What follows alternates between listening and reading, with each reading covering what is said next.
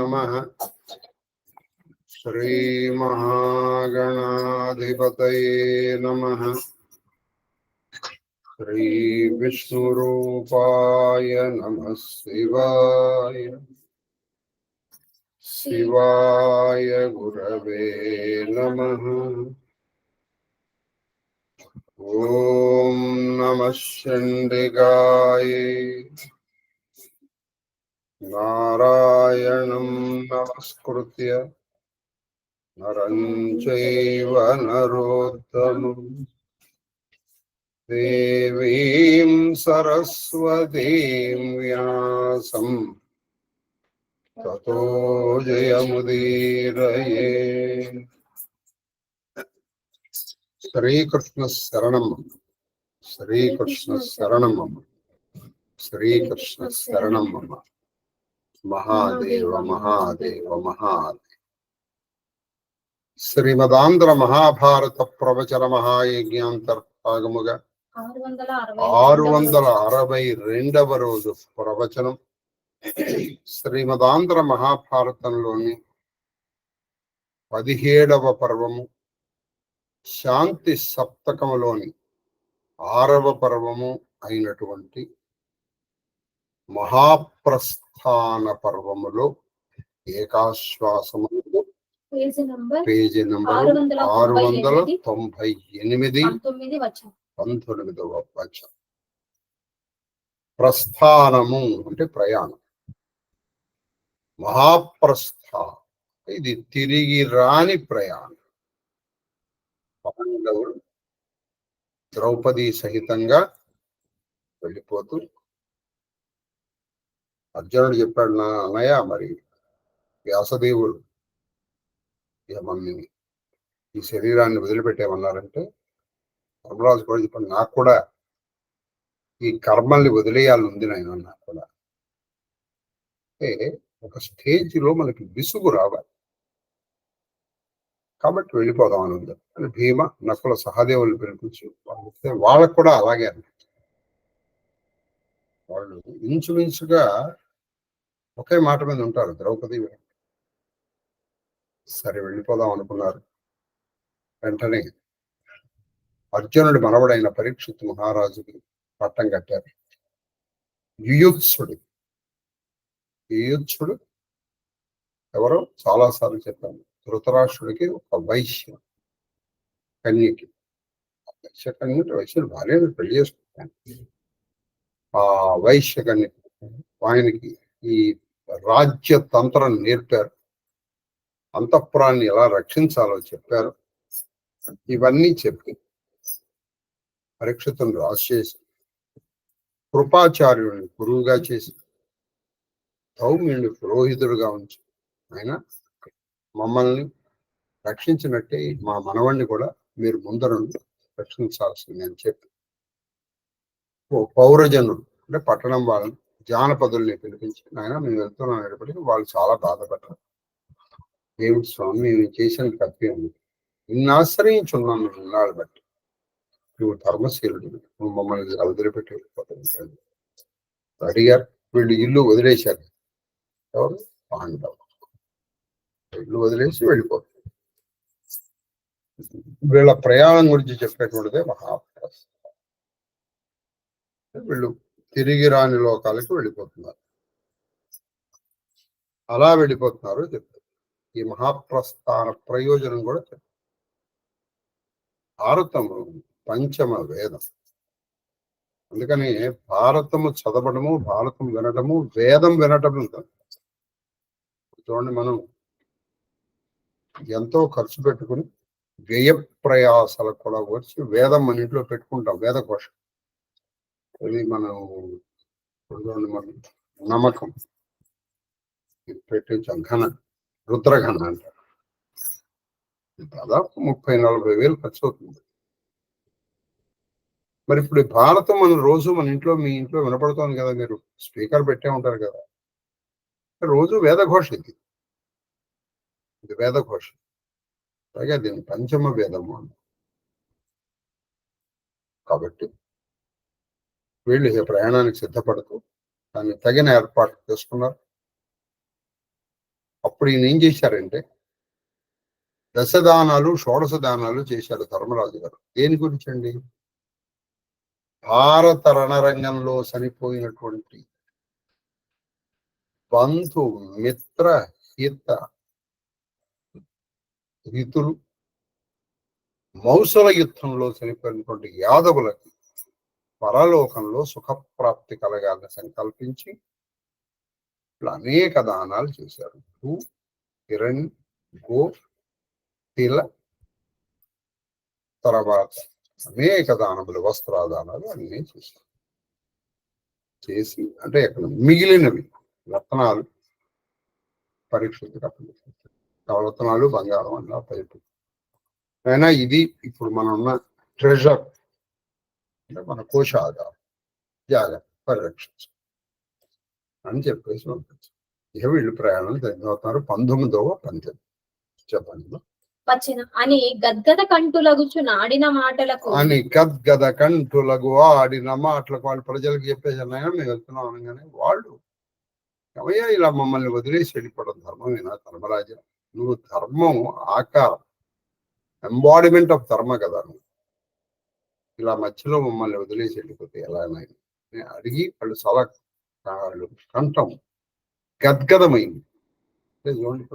దాన్ని డగ్గుత్తిగా ఏడుపు వచ్చినప్పుడు, ఆ ఏడుపుతో మాటలు వచ్చినప్పుడు మాటలు సరిగ్గా రావు, దాన్ని డగ్గుత్తిగా అంటారు.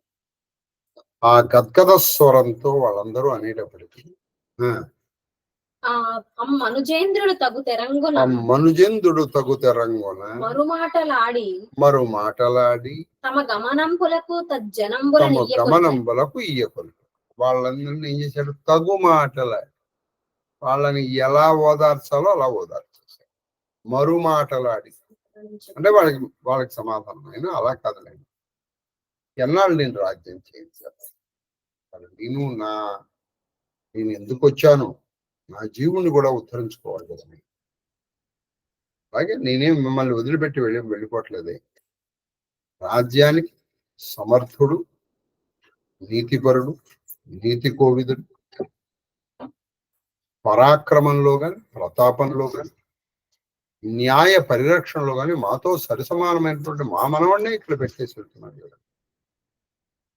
నేను మిమ్మల్ని వదిలిపెట్టేసి వెళ్ళిపోయి రాజ్యాన్ని అల్లకల్లోలం ఏం చేయట్లేదు కదా అని ఇలా పలకి ఆ మరుమాటలాడటం అంటే వాళ్ళు ఎలా చెప్తే వాళ్ళు ఒప్పుకుంటారో అలా చెప్పి వాళ్ళని ఒప్పించి ఇది వీళ్ళ మహాప్రస్థానానికి ప్రజలందరినీ ఒప్పించి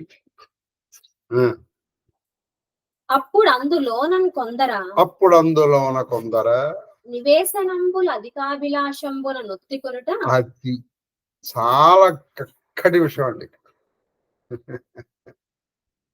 శ్రీకృష్ణుడు మరణించాడు, కలియుగం ప్రవేశించేసి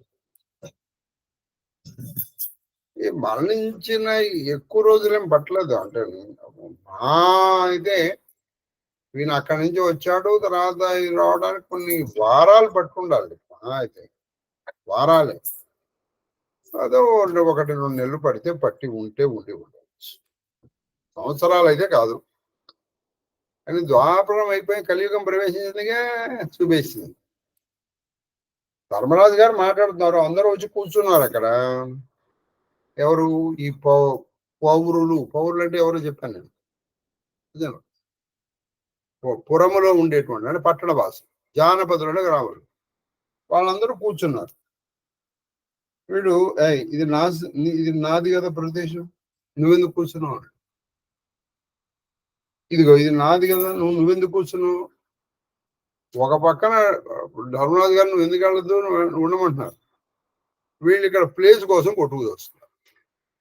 సహదేవుడి చూశాడు, అన్నయ్య దగ్గరికి వెళ్ళాడు. సహదేవుడు మంచి బుద్ధిమంతుడు. అన్నయ్య దగ్గర అన్నయ్య చూసా కలియుగం ప్రవేశించింది, లేకపోతే ఒక్కోసారి మనం చాలా విచిత్రంగా అండి, మనం ఎక్కడికన్నా వెళ్దాం అదేదో వాడు మనకి రాసి ఇచ్చినట్టు, అసలు ఇందులో నీదేమీ లేదు, భూమి నవ్వుతుంది. ఇది ఇగో ఈ స్థలం నాదండి అంటే భూమి నవ్వుతుంది. ఎవరు పిచ్చివాడ? ఇప్పటికి ఎన్ని వందల వేల మంది వచ్చి ఇది నాది నాది అనుకుంటూ నాలో కలిసిపోయారా, నీదేమిట్రా ఇక్కడ అన్నాడు. వాళ్ళు కొట్టుకోవడం ప్రారంభించారు, తగులాడుకుంటున్నారు, తోపులాడుకుంటున్నారు, ఇది నాది నాది. కలి ప్రభావం, కలి ప్రవేశిస్తూనే వచ్చింది. చూసావా అన్నయ్య, అందుకే వాళ్ళు వెళ్ళిపోయారు. ఇక ఉండదలుచుకోవాలి వాళ్ళు. చూడండి అందరూ కొందరు నివేశనము, నివేశనము అంటే కూర్చున్న ప్రదేశం, నివేశనము. అధికాభిలాషంబు నొత్తి కొనుట కారణం కాబట్టి బాగా అభిలాషతో, కోరికతో ఒత్తు కొనుక్కోను అంటే వాళ్ళు బాగా నా మీద పడుతున్నాయండి, నా మీద పడుతు. ఇప్పుడు మీరు ఒక విషయం గమనించండి, మొన్న నేను ఓంకారేశ్వరం వెళ్ళాను. ఆ ఓంకారేశ్వరంలో అసలు ఎలా తొక్కేశారంటే అండి, అది తోపులాట కాదు, తొక్కేయడం. సర్వైవల్ ఈజ్ ద ఫిట్టెస్ట్ అన్నటువంటి సామెత నాకు బాగా గుర్తు. కాళ్లతో, మోచేతులతో, మోకాళ్లతో, తర్వాత సూట్ కేసులతో, బ్యాగులతో, ఇలా ఒకటి కాదు. అసలు అక్కడ మామూలుగా వెళ్ళిపోతే అందరికీ దర్శనం. పోని వీళ్ళు ఎవరైనా చదువుకోని వాళ్ళు అంటారా? దీని మూలంగా వీడికి కాదు, వాడికి కాదు. నువ్వెందుకు దోస్తున్నావు అంటాడు, లేదండి నువ్వే నన్ను దోస్తున్నావు. విచిత్రం చూడండి. ఒక్కసారి నిజంగా గుండె మీద చెయ్య వేసుకొని మీకు నిజం ఒప్పుకోగల ధైర్యం ఉంటే, నిజం ఒప్పుకోగల ధైర్యం కనీసం మనసులో ఒప్పుకోవాలి, పైకి ఒప్పుకోవాలి. మనం వెళ్ళింది ఎక్కడికి? ఆ సమయంలో మనం అక్కడ ఎలా ఉండాలి? భగవన్ నామంతోనో మంత్రంతోనో కాలం గడపాలి కదా. గడుపుతున్నాము మనం. మన అధికారము, అహంభావము, ఆభిజాత్యాన్ని ప్రదర్శిస్తూ అనవసరమైనటువంటి వాదులాటకి దిగాం. ఇదేమి కృతయుగం కాదు కదా. నువ్వు ఒక మాట అంటే పడి ఉంటానికి పేరు. ఒకప్పుడు అంటే పెద్దవాడు ఒక మాట అంటే ఆ పోన్లేని పడి ఉండేవాడు. ఇప్పుడు వాడు చిన్నవాళ్ళే పట్టలా. మీకు నేను చాలాసార్లు ఎప్పుడు తమలపాకుతో తాను ఒకటి అంటే తలుపు చెక్కతో నీ రెండు అంట. వాడాడు పాపం భార్యతో సరదాకి తమలపాకు తీసుకొచ్చి ఇలా కొట్టాడు. అది నువ్వు నన్ను తమలపాకుతో కొడతావరా అని చెప్పేసి ఒక తలుపు చెక్క తీసుకొచ్చి అది రెండు పెట్టుకోడు. ఇప్పుడు ఈ రోజులు ఎటువంటి అంత దూరం వెళ్ళి వాళ్ళతో కొట్లాడిదేది బదులు అక్కడికి వెళ్ళడానికి ఇక్కడ కూర్చొని హాయిగా నీ ఇంట్లో నిన్నెవడు తోడి. ఇంకా ఆ స్థితికి అయితే మనం రాలేదు. ఇంట్లో మనం కూర్చున్నాం, ఇక్కడ కూర్చొని ఇది నాది అని చూసేట్లేదు, కూర్చొని చేసుకుంటే నష్టం. మన ఎదురుకుండా ఉన్నది ఆ స్త్రీల, బాలుర, వృద్ధుల, వికలాంగుల ఏమీ మనకు అక్కర్లేదు. యోజయ్ మీరు ఏదో పెద్ద క్షేత్రానికి వెళ్ళ చిలుకొని వెళ్తే చాలు మీరు చూడటానికి. మీరు కొంచెంగా బ్యాలెన్స్ మెయింటైన్ చేసుకుంటూ అలా ఉంటే వాళ్ళే తోసుకుంటూ వెళ్ళిపోతారు. ఈ తోపులాట్లో మీరు కొంచెం బ్యాలెన్స్ పడిపోయి కింద పడిపోయారు అనుకుందాం, ఉదాహరణ ఇప్పుడు తొక్కుకుంటూ వెళ్ళిపోతారు.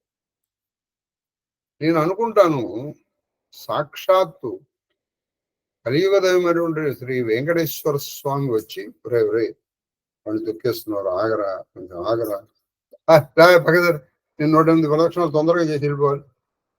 వీడికి ఎంత తొందరగా 108 ప్రదక్షిణాలు చేసి బయటికి వెళ్ళిపోదామని. ఇప్పుడు నువ్వు నా చుట్టూనే తిరుగుతున్నావురా, నేనే వచ్చి చెప్పాలి పక్కదారు వాళ్ళు వినమని. We just pay deaf ear to his words. ఇది భగవంతుడి మాటలు కూడా. మీరు చెప్పండి, దీన్ని భక్తి అంటారా? దీన్ని భక్తి అంటారు. కొంచెం మనం వచ్చిన ప్రదేశం కాబట్టి ఆ సమయంలో మనం ఎక్కువ కాలం, ఇప్పుడు అది పవిత్రమైన ప్రదేశం అని కదా మనం ఇన్ని వ్యయ ప్రయాసల కోర్చి వెళ్ళేది. ఖర్చు అవుతుంది కదండి, వేలల్లో ఖర్చు అవుతుంది, ప్రయాస శ్రమ కూడా అవుతుంది. ఎందుకని ఆ ప్రదేశంలో నువ్వు పుణ్యం సంపాదించుకుని కదా రావాల్సింది. అక్కడికి వెళ్ళి కూడా కీచులాడుకుంటూ ఉంటే ఇక వెళ్ళటం ఎందుకు? కీచులాడుకుంటూ వాదులాడుకుంటూ వీడి మీద వాడు వాడి మీద వీడు చెప్పుకుంటూ సంయమనము పాటించలేనప్పుడు కనీసం కొంతైనా మీరు పూర్తిగా ఒకే రోజులో మహర్షి కావాల్సిన అవసరం ఏం లేదు. సంయమనం ఒకటి మూలంగా నిజంగానే లేట్ అయింది అనుకుందాం, సంయమనం. ఇది ఒక అవకాశంగా ఆ పవిత్ర ప్రదేశంలో నిన్ను ఎక్కువసేపు ఉంచడానికి భగవంతుడు వాడి చేత అక్కడ లేట్ చేయించాడేమోగా. కాబట్టి ఎక్కువ మాట్లాడకుండా తగినంతగా మాట్లాడి నీ పని పూర్తి చేసుకుని రావాల్సిన అవసరం లేదంటారా? ఈ నుంచి మీరు క్షేత్రాలకు వెళ్ళినప్పుడు ఎంత మాట్లాడాలో గిరి గీసుకుని మాట్లాడటం ప్రారంభించండి. నేను చూస్తూ ఉంటానండి, అరుణాచలం ప్రదక్షిణ చేస్తుంది, ప్రపంచంలో ఉన్న జగత్ సిద్ధాంత రాద్ధాంతాల గురించి మొత్తం చర్చిస్తుంటారు. ఎందుకు అరుణాచల ప్రదక్షిణ? ఇంకొంత నేనేదో విమర్శించడం కాదు, అంటే నేను చెప్పినా ఎవడు వినలేండి, పెద్ద పెద్ద వాళ్ళు చెప్తేనే ఎవడు వినలేదు, నా మాట ఎవడు. వాడు అక్కడ ఏదో ఇది పెట్టుకుంటాడు సెల్లో, లేకపోతే అరుణ జలసేవ అరుణ, వీడు నోడుతా అన్నాడు. కొన్ని సరే కొంతవరకు వీడు బెటరు, ఏదో ఒక దాంతో వాడు కనీసం ఆ స్మరణలో వెళ్తున్నాడు, ఆ స్మరణలో అన్నా వెళ్తున్నాడు. ఇది మరీ ఊరికే పిచ్చి విషయాలు మాట్లాడతాను. వాడు వెళ్తూ నువ్వు అదే అలాగే తిరుపతి కొండ ఎక్కువ నువ్వు చక్కగా ప్రతి మెట్టుకి అచ్యుత అనంత గోవింద, అచ్యుత అనంత గోవింద అనుకుంటూ పంచక్రోశ అలా చేయి. ఇంకెంతున్నాయి, ఎన్ని ఉంటే నువ్వేం చేస్తావు చెప్పండి. అలాగే పంచక్రోశలో కూడా నేను మొన్న లాస్ట్ టైం వెళ్ళినప్పుడు నన్ను ఇద్దరు తగులుకున్నారండి, మా వాళ్ళే, మనసు నా శిష్య చూడమ్మ. మొదటి రోజు నుంచి ఇంకెంత నడవాలి గురుగారు, మొదటి రోజు ఇంకెవరు సొహం కాల, నడుచుకుంటూ వెళ్ళవయ్యా, ఇంకో 10 కిలోమీటర్లు ఉంది చెప్పాను, నీకేమన్నా ప్రయోజనం? 1 కిలోమీటర్ ఉంది, నీకేమన్నా ఇదే? అంటే ఏమిటి, వీళ్ళు మనస్సుని మంత్రం మీద కానీ నామం గీదని కానీ రూపం మీద కానీ లగ్నం చేయకుండా వెళ్ళిపోయావు, మధ్యలో వెళ్ళిపోయావు, వెళ్ళి ఏం చేస్తావు? మధ్యలో వెళ్ళి పడుకుంటావా? ఇక మనం చేయాల్సిన పని. కాబట్టి అన్నీ తెలుసండి అందరికీ. నేను చెప్తేనే తెలుసుకోలేనంత పసిపల్ల లేక పసివాళ్ళు మీరేం కాదు, మీకు తెలుసు. కానీ కలికాలం రాదు మనసు. ఇప్పుడు నేను ఏదైనా పొలిటికల్ ఇష్యూ తీసుకొస్తాను, చూడండి ఎంతమందికి ఎన్ని నోళ్ళు వస్తాయి. మీరు అలుపు సొలుపు లేకుండా వాదించగలరు. నాన్న భగవన్నామం చెప్తాను నాన్న, కొంతసేపు భగవత్ చర్చ, నాకు పనుంది గురువు గారు, నాకు నిద్ర వస్తుంది గురువు గారు, అబ్బో నాకు నడు నొప్పిగా ఉంది, నాకు మెడకాయ. అయ్యో, శరీరంలో మనకి ఇన్ని అవయవాలు ఎందుకు ఇచ్చాడంటే భగవంతుడు ఎక్కడైనా నొప్పి రావాల్సి.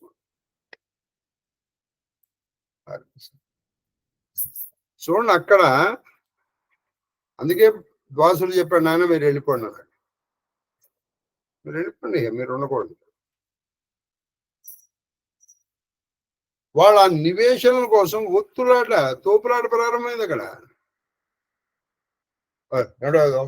నేను ఎప్పుడు వచ్చినా నేను ఎక్కడ కూర్చుంటాను, ఎప్పుడు వచ్చినా నువ్వు అక్కడ కూర్చోని అంటాడు.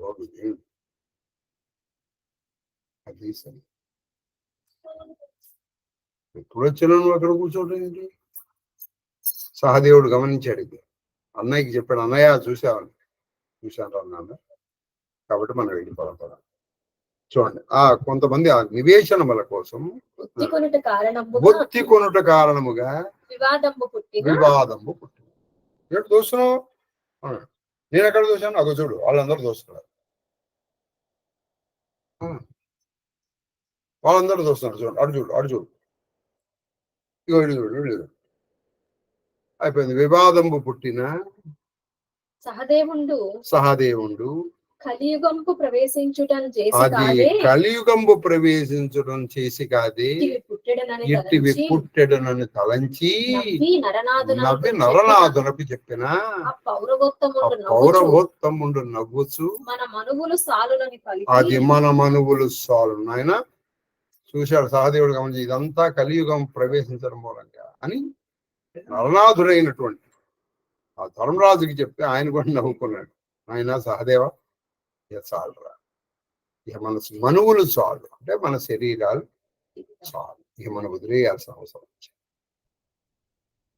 చూడ ఇప్పుడు బొద్దు కూడా అంత ఎందుకండి, నిజంగా త్యాగేనైవ అమృతత్వ మానసుహు అని వేదం చెప్తుంది. కానీ నువ్వు పట్టుకుంటే ఎప్పుడు నీకు దుఃఖమే, వదిలేస్తేనే నీకు సుఖము.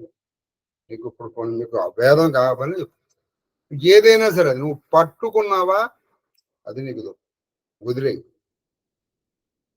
వదిలే ఏదైనా సరే పట్టుకున్నావా అది నీకు దుఃఖము, పంథము, వదిలే. అది ఎలాగో ఇప్పుడు మనం ఈ మహాప్రస్థానంలో చూస్తాం. ఆయన వదిలేసి వెళ్ళిపోయాడు ఆయన, ఫినిష్. అదే మాతా నాస్తి పితా నాస్తి నాస్తి బంధు మిత్ర సహోదర అర్థం నాస్తి గృహం నాస్తి తస్మాత్ జాగ్రత్త. అలాగే మన మనువులు సాధించాలి. ఎందుకంటే కలియుగం వచ్చేసి మనం ఇది చూడలేము, ఈ కలి చూడలేము, నేను ఒక్కొక్కసారి చూస్తూ ఉంటానండి, ఆ గురువు గారి దగ్గరగా కూర్చోవాలి. కొన్ని దగ్గరగా కూర్చొని నువ్వు చేసేదే ఉంది ఇందులో. నా దగ్గరగా కూర్చున్నంత మాత్రం నీకేం అంటది. అది నా మాటలు నువ్వు ప్రయోగించాలి. అలా ప్రతిదీ నువ్వు దాన్ని చూడాలి. నీకు బుద్ధి ఇచ్చింది అందుకు, బుద్ధి ఇచ్చింది వివాదాని కోసమా? వివాదం తెచ్చుకున్నారు వాళ్ళు, మన మనువులు సాధితం. అందుకని వాళ్ళు ఆ కొట్లాడ తీర్చడానికి వీళ్ళేం వెళ్ళా. ఆయన కొట్లాడుకోదురా అని చెప్పాల, కొట్టుకోండి మీరు కొట్టుకోండి. మన మనువులు సాధించాలి. నేను అవసరంగా ఉండకూడదు మనం ఇక్కడ అని పలికి సర్వాభరణంబులు నూర్చి. చూడండి, అయిపోయింది. బయటికి వెళ్ళేటప్పుడు ఎలా వెళ్ళాలి? సర్వాభరణంబులు ఊడ్చి, వాళ్ళు పెట్టుకున్నటువంటి చేతులకి కంఠానికి భుజగత్రాన్ని ఊడ్చి తీసేసి వల్కలాజీనములు ధరించి తీసేశారు. ఈ పట్టుబట్టలు తీసేశారు. వల్కల ఆజీనములు, నార పట్టుబట్టలు, తర్వాత ఇవి మన జింక చర్మాలు కట్టుకుంటారు. అయిపోయింది. తమ్ములు ద్రౌపది ఆయన భీముడు, అర్జునుడు, నకులుడు, సహదేవుడు, ద్రౌపది కూడా ఆవిడ ఈ పట్టుబట్టలన్నీ తీసేసింది, నగలు తీసేసింది. కేవలము జింక చర్మము లేదా నార చీర అంతే. పలకలాజనములు కట్టుకుని అందరూ అలా చేశారు. అందరం తత్కాలోచితంబులకు ఇష్టావిధానం అంటే ఆ కాలమునకు వాళ్ళు చేయవలసిన ఇష్టములు, అంటే పూజ, పునస్కారము, యజ్ఞము, యాగము, ఇటువంటివన్నీ చేసి అగ్నుల నంబుగతంబులు చేసి. వాళ్ళకి అగ్ని అక్కర్లేదు, అయిపోయింది. ఎందుకంటే వాళ్ళ శరీరాలే వదిలేస్తారు. చూడండి, వాళ్ళ శరీరం ఉన్నంత వరకు నువ్వు అగ్ని కాపాడాలి. ధృతరాష్ట్రుడు మర్నాడు వెళ్ళిపోదాం అనుకున్నాడు. అందుకని ఏం చేశాడు? ఆ గుణాలని మీరు అరణ్యంలో వదిలిపెట్టేసి బ్రాహ్మణులు మీరు వెళ్ళిపోండి అన్నాడు. ఆ గుణలే అంటుకొని ఆయన్ని కాల్చేసి.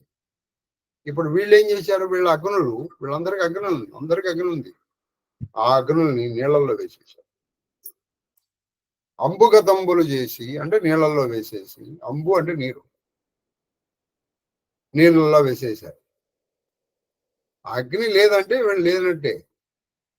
మీకు ఇంత పూర్వం ఒకసారి చెప్పాను నేను. ఒకసారి మీకు కూడా అతన్ని కొంతమంది సార్ సూర్యనారాయణ అని మనతో పాటు పంచకులు వస్తారు. వాళ్ళ ఇంట్లో ఇది చేస్తారు, ఇష్టి. అప్పుడు 3 అగ్నులు ఏకకాలంలో చూసినందుకు మా చిరంజీవి శశికాంత్ ఎంత సంతోషించారు.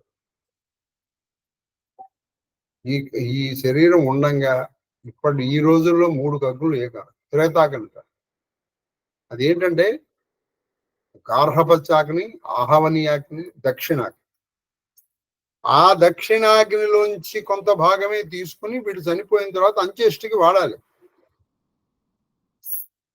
ఎందుకని కొడుకు చెప్తాను, అయినా ఇన్నాళ్ళు నిన్ను ఆరాధించి ఉన్నాడుగో ఇప్పుడు నీలో నిన్ను కల్పిస్తున్నాను. అక్కడ మంత్రం ఉంది. అది ఎలాగో లేదు కాబట్టి ఇప్పుడు మనం అప్పటికప్పుడు ఏదో అగ్ని రగిల్చి తీసుకెళ్తాం. అది వాళ్ళ ఇంట్లో ఎప్పుడూ అగ్ని రగులుతూ ఉంటుంది, నిరంతరం 24/7 అది వేసి పెడతారు. సరే, కాబట్టి ఆ అంబుగతముల నీళ్ళల్లో వేశారు. అంటే ఇక వీళ్ళు శరీరాలతో ఉండరు, అయిపోయింది. మొగంబులను తెలివగ్గలింప అంటే వాళ్ళ మొహం మీద ఆ తెలివి, ఆ జ్ఞానము ప్రస్ఫుటముగా అయ్యేటట్టుగా గృహంబు వెలువడిరి. అయిపోయింది, ఇంటి బయటకు వచ్చారు. అయిపోయింది. ఇప్పుడు ఇందాక చెప్పాను, మాతా నాస్తి పితం నాస్తి నాస్తి బంధు అర్థం నాస్తి గృహం నాస్తి. ఏది నీ ఇల్లు అంటే ఈ మహాకాశంలో కలిసిపోతున్నారు. అయిపోయింది, బయటకు వచ్చారు. ఇప్పుడు నీదంటూ ఏది ఉండకూడదు. బయటకు వచ్చేది నీదంటూ ఏది ఉండకూడదు. కాబట్టి ఈ సెన్స్ ఆఫ్ సాక్రిఫైస్ ఉండాలి. ఇది నెమ్మదిగా మనం అలవాటు చేసుకోవచ్చు. ఇప్పుడు తీర్థయాత్రల దగ్గర ఈ సెన్స్ ఆఫ్ సాక్రిఫైస్ కొంచెంగా అక్కడ కూడా మనం పట్టుకుంటూ కూర్చున్నాం అనుకోండి. ఈ పట్టుకుంటూ కూర్చుంటే పట్టుకోవటమే. నేను ₹1.15 పెట్టాను, నువ్వు ₹2 పెట్టావు. ఆ మిగతా 13 పైసలు ఎప్పుడు ఇస్తావు? వరకు ఇక్కడ వస్తుంది.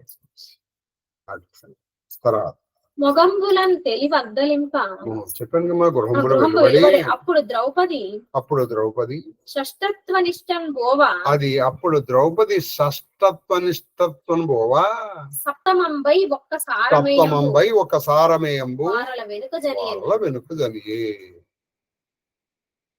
ఈ భారతం కథ ఒక కుక్కతో ప్రారంభమైంది, కుక్కతో ఆగకరైపోయింది.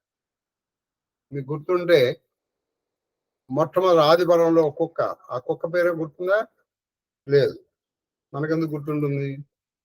సరమ. బాగుంది కదా అని పెట్టుకునేది. సరమ అంటే కుక్క అని అర్థం. వేరేదో సరమ బాగుందండి, ఇదో చక్కగా ఉంది పెట్టుకుంది. సరమ అంటే కుక్క. సరమ అనే కుక్కతో ప్రారంభమైంది అసలు భారత కథ. ఇప్పుడు ఈ కుక్కకి పేరు లేదు, మళ్ళీ కుక్క వచ్చింది. ద్రౌపది 6వ ఆవిడైంది. 7వదిగా ఒక కుక్క వెళ్ళి ఫాలో అయింది. అంటే ఎలాగా? ధర్మరాజు గారు ముందర వెళ్తున్నాడు, ఆయన వెనకాల భీముడు, ఆయన వెనకాల అర్జునుడు, ఆయన వెనకాల నకులుడు, ఆయన వెనకాల సహదేవుడు. వీళ్ళ 5గురు వెనకాల 6వదిగా ద్రౌపది. ఈవిడ వెనకాల ఒక కుక్క. అది ఎక్కడి నుంచి వచ్చిందో తెలియదు. వీళ్ళు గుమ్మం బయట కాలు పెట్టేటప్పటికీ అది అక్కడ సిద్ధంగా ఉంది.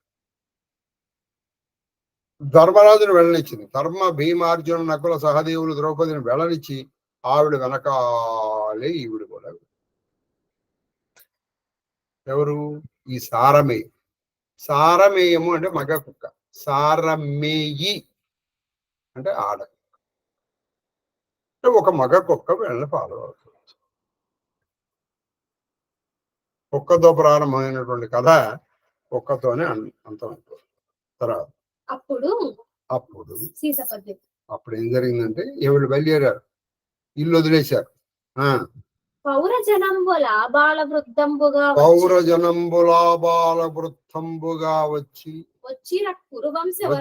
కురువంశవరుల చూడ. మొత్తం కరిపురంలో ఉన్న పౌరులందరూ ఆబాల వృద్ధి, పసిపిల్లవాడి దగ్గర నుంచి పండు ముసలి వరకు ఈ కురువంశరులు వెళ్ళిపోతుంటే వీళ్ళని చూడటానికి రోడ్డుకి అటువైపున ఇటువైపున నుంచుని చూస్తున్నారు. ఆహా ఎటువంటి ధర్మరాజు అయ్యా, ఆహా ఏం భీముడయ్యా, ఏం అర్జునుడు, ఏమి నకుడు, ఏమి ద్రౌపది వెళ్ళిపోతున్నారు. మళ్ళీ వీళ్ళని ఈ కళ్ళతో చూడలేం కదా అని ఆఖరిగా వీళ్ళని చూడటం కోసం వాళ్ళు ఈ రోడ్డుకి ఆ దారికి రహదారికి అటు ఇటు నుంచుని వీళ్ళని చూడటానికి ముందర వచ్చారు. ఆబాలం పసి పిల్లవాడి దగ్గర నుంచి పండు ముసలి వరకు, పండుటాకుల వరకు వచ్చారు. తత్సమయంబు జూదమునాడు వెడలి అది ఎలా ఉందంటే తత్సమయంబు జూదమునాడు వెడలి వారరిగెడు అయ్యి అవసరంబు. అది ఎలా ఉందంటే ఇప్పటికి 36, అంతకుపురం 13, 36 + 13 ఎంత? 49. 49 ఏళ్ళు అంటే ఇంచుమించు ఒక 50 సంవత్సరాల క్రితం వీళ్ళు ఇలాగే పట్టణం వదిలేసి వెళ్ళిపోయారు. ఎలాగా? నార చీరలు కట్టుకో. జూదంలో ఓడిపోయి పాండవులు వెళ్ళిపోయారు ఆ రోజున 50. ఇప్పుడు కూడా అలాగే ఉంది. నార చీరలు కట్టుకుని ధర్మరాజు ముందర భీముడు, అర్జునుడు, నకులు, సహదేవుడు, ద్రౌపది. అప్పుడు లేనిది ఇప్పుడు కొత్తగా ఉన్నది ఒకటి, కుక్క. ఒక సారమేయం. సారమేయం అంటే కుక్క. ఒక సారమేయం. అది జూదములో ఓడిపోయి ఆ రోజున వీళ్ళు వనవాసానికి వెళ్తుంటే ఎలా ఉందో ఇవాళ వీళ్ళ మహాప్రస్థానం అలా ఉంది. పట సమేతముగన పాండు తనూజుల తనూజులతోన యూత్సుడు ఈయన చేశాడు భటులతో సహా. కొంతమంది భటులు తీసుకుని యూత్సుడు కూడా వీళ్ళతో పాటు కొంత దూరం వెళ్ళాడు. జనకుడు అభ్యంతర సతులెల్లా. అది భవదీయ జనకుడు అంటే మీ నాన్నగారు. ఈ కథ ఎవరు చెప్తున్నారు? వైశంపాయనుడు జనమేజయుడు చెప్తున్నారు. జనమేజయుడు తండ్రి ఎవరు? పరీక్షిత్. కాబట్టి మీ నాన్నగారు అభ్యంతర సతులు అంటే అంతఃపుర కాంతలు కూడా కొంతమంది వచ్చారు వీళ్ళతో పాటు కొంత దూరం సాగనంపడం కోసం. సతులెల్లా అనుగమించి వారిని ఈ పాండవులని ఇలా మహాప్రస్థానానికి వెళ్ళిపోతున్న పాండవులు ఆ యూత్సుడు భటులతో సహా పరీక్షిత్ అంతఃపుర కాంతలు కూడా వాళ్ళతో పాటు కొంత దూరం వెళుతూ ఉన్నారు. ఇట్లు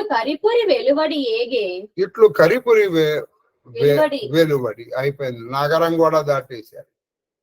నిన్న ఎంతవరకు దాటారు? ఇల్లు దాటారు. ఇప్పుడు ఇల్లు కాదు, ఊరు కూడా దాటారు. కరిపురి నగరము దాటి వెలువడి ఏగే ధర్మతనయుడు అందరూ ఎంతయు అందరూ కూడా ఎంత దవ్వుగాగా అంటే కొంచెం అందరూ కూడా దూరం అయిపోయారు. అంటే వాళ్ళు మనం ఎప్పుడు కూడా ఏంటంటే ఆసీమాంతం వ్రజేత్ అని శాస్త్రం. మన ఇంటికి ఎవరైనా బంధువు వస్తే ఆ బంధువు మీద మీకు గౌరవం ఉంటే మీ సీమ అంటే మీరు ఏ ఊళ్ళో ఉంటున్నారో ఆ సీమ సరిహద్దుల వరకు వెళ్ళి పంపించాలి. అది మర్యాద. ఆసీమాంతం ప్రజెత్. వెళ్ళొస్తానండి అంటే నువ్వు కాలు మీద కాలేసుకుని అలానండి మళ్ళీ తొందరగా రండి నువ్వు కాలనుకో మీ ఇంటికి వాడు రాకూడదు కూడా. మీ ఇంటికి రాకూడదు. అందుకని ఏం చేయాలి? కనీసం ఇంటి ఆ వీధి చివరి వరకన్నా రావాలి. మరి వాడు కాళ్ళు వెళ్ళిపోతున్నాడు, కనీసం కిందకి ఉన్నది కాదు. అంతే తప్పితే ఇది మర్యాద కోసం వాళ్ళు అక్కడ ఆగారు. వీళ్ళు బయలుదేరుతున్నారు. దవ్వుగాగా కింద అర్థంలో ఇచ్చారు. అదేంటంటే మొత్తం ఇక్కడ పద్యం ఉంది. అక్కడ ఆ పద్యం ఇక్కడ ప్రింట్ అవ్వలేదు. చెప్పమ్మా. అది కిందక అర్థంలాగా ఇచ్చాడు. అర్థంలాగా ఇచ్చారు. అది అర్థం కాదు పద్యం. దవ్వుగాగా సొలయక నేగిరి ఒకళ్ళను చూచి నిలువుము తలవాచి ఎలా వెళ్తున్నాడు. ఆయన ఒకళ్ళని చూసి ఇక ఆగండి అన్నట్టుగా చెప్పాడు. తలవాచి ఆ రాజు సన్నిధి. ఇంకెంత దూరం వస్తారు ఆగండి అని చెప్పారు. పెద్ద సంజ్ఞతో, అంటే ఒక గుర్తుగా చెప్పాడు ఆగండి అని రాజు. వాళ్ళు అయిపోయింది. కరీనగరం కూడా వదిలిపారు. ఏ కరీనగరం కోసం వీళ్ళు 18 రోజులు యుద్ధం చేసి 18 మంది అక్షోహిణుల సైన్యం అయిపోయిందో వీళ్ళు అనుభవించింది అన్నాళ్ళు. ఆ 18 రోజులు చేసి 18 చేస్తే 36 సంవత్సరాలు. 36 సంవత్సరాలు వీళ్ళు వదిలేసి వెళ్ళిపోయారు. అయిపోయిందా? చెంపకమాల. తనువులు దూలనందరూ ప్రదక్షిణములు వినుత ప్రణామములు. అది వీళ్ళు ఏం చేశారు? వాళ్ళందరి తనువులు తూలిపోతున్నాయి. ఎందుకు తూలిపోతున్నాయి అంటే వీళ్ళు వెళ్ళిపోతున్నారన్న ఆవేదనతో వాళ్ళ వాళ్ళ అడుగులు తడబడుతున్నాయి.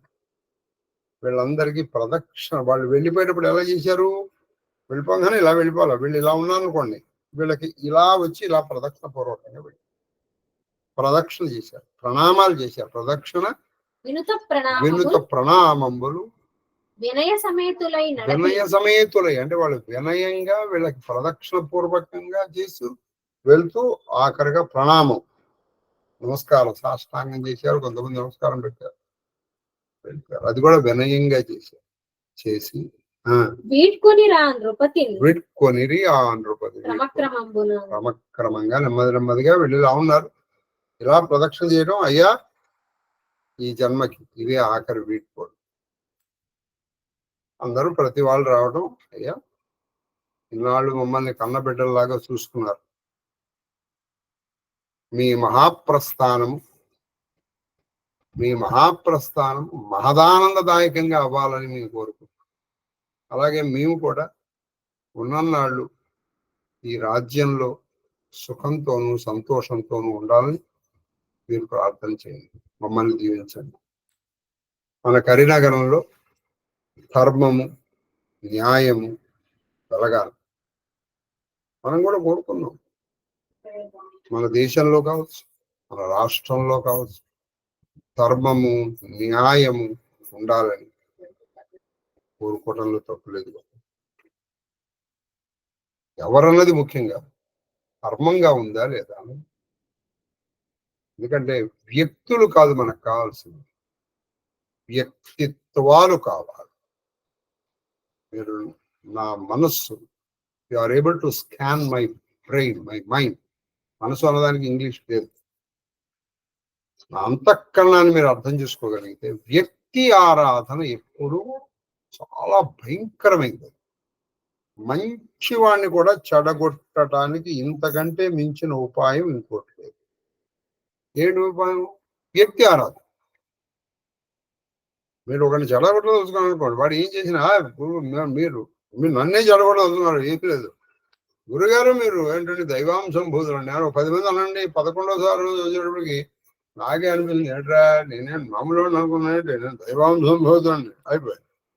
ఇక పొగరు వచ్చింది, పొగరు నుంచి అహంకారం. అక్కడి నుంచి ఏం జరుగుతుంది? అహంకారం ఎప్పుడైతే అణకువ లేదు, వినయం ఉండదు. పైగా అక్కడి నుంచి ఎవరో అటు నుంచి వెళ్ళిపోతాడు. ఏంటి వాడు అలా వెళ్ళిపోతున్నాడు, నమస్కారం పెట్టకుండా, వాడి మీద ద్వేషం. సింపుల్. మీరు ఎవరిని చెడగొట్టదలుచుకున్నారో వాడిని ఎక్కువగా పైకి ఎక్కించండి, ఫినిష్. వాడి నాశనం వాడి చేసుకుంటాడు, మీరేం చేయకండి. నిజంగా మనకు ఒకళ్ళ మీద అభిమానం ఉంటే వాళ్ళు తప్పు చేసినప్పుడు తప్పు చెప్పగలుగుతారు. మీకు మొన్నెప్పుడో ఒక మాట చెప్పాను, నిజంగా నేను అనుకుంటున్నాను నా మనసులో. ఇది ఆఖరి ఇంతటి మహాప్రస్థానం, పంచమ వేదమైనటువంటి భారతం చెప్తుంది. నిజం చెప్పాలి, నాకు అప్పుడప్పుడు ఒక డౌట్ వస్తుంది.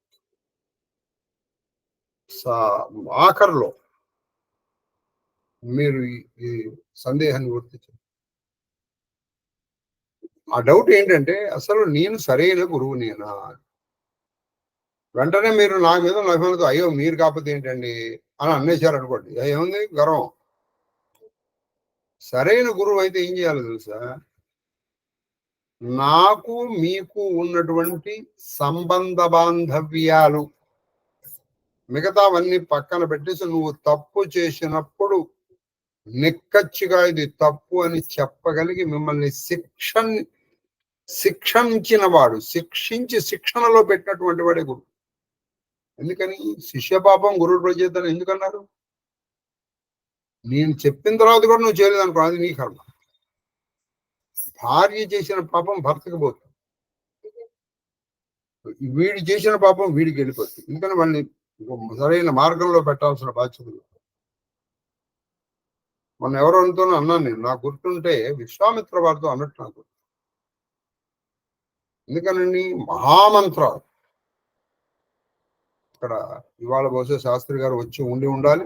అంటే కనుక సప్తశక్తి చెప్పడం అంటే అర్థం ఏంటంటే అది మహావిద్య.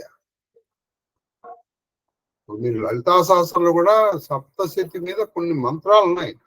అపర్ణ, చండిక, చండముండ, సురధుని, త్రయి, త్రివర్గలయ, త్రిస్తా, త్రిపురమాలు, ఇవన్నీ కూడా చండీ సప్తశక్తికి సంబంధించి. అది చెప్పాను. వీళ్ళకి నేను సరైన శిక్షణ ఇవ్వకుండానే మహామంత్రాలు చెప్పేశానా అన్న అనుమానము ఈ మధ్య కాలంలో నాకు బాగా కలుగుతాం. ఎందుకో చెప్తాం. ఉదాహరణ మీకు, మొన్న నేను నర్మదా పుష్కరాల నుంచి వస్తాను. నా దగ్గర నుంచి మంత్రం తీసుకోలేదు, నేను ఆయనకి ఏమీ చెప్పలేదు. ఆయనకి నాకు బంధం ఏంటంటే ఆయన నేను కలిసి 2 సార్లు పంచక్రోశ యాత్ర. ఆ తర్వాత మొన్న దీనిలో చూసాం. అయ్యా గురుతుల్యుల్ని వ్యాస పౌర్ణమి నాడు శంకరాచార్య రోజును జన్మదినాన్ని తెలుసుకోవాలి. మీ జన్మదినం నాకు తెలుసు, అంటే మొన్న చూశారు కదా శంకరాచార్య మిమ్మల్ని తెలుసు. నేను అది నా శిష్యులకు నేర్పలేకపోయాను. నా శిష్యులు కదా నేను నేర్పలేకపోయాను. వాళ్ళు చెయ్యలేదు అనుకునే కంటే కూడా వాళ్ళకి నేను చెబితే కదా వాళ్ళకి తెలిసేది. అంటే నిక్కచ్చిగా చెప్పాలంటే నాలో అప్పుడు ఏమంటే ఏదో వీళ్ళు ఇచ్చే ధన కనక వస్తు వాహనములకు ఆశపడి మహామంత్రాన్ని నేను అమ్ముకున్నానా? నేను నిజం చెప్తున్నాను, ఆ రోజున నాకు అనిపించింది మహామంత్రాలని నేను అమ్మేసుకున్నాను. ఆ వ్యథతో మీరు నా పక్కన కూర్చుంది హిమక్క, మీరు కావాలంటే హిమక్కని అడగండి. ఆ రాత్రల్లా అశ్రుపూరిత నయనాలతో మీకు ఇచ్చినందుకు, అది ఇచ్చినందుకు నేను ఏడవట్లేదు, నేను అమ్ముకున్నందుకు నేను తెలుస్తాను. ఎందుకంటే మీరు నాకేదో దక్షిణ ఇచ్చారు, నన్ను ఏదో సన్మానం చేశారు.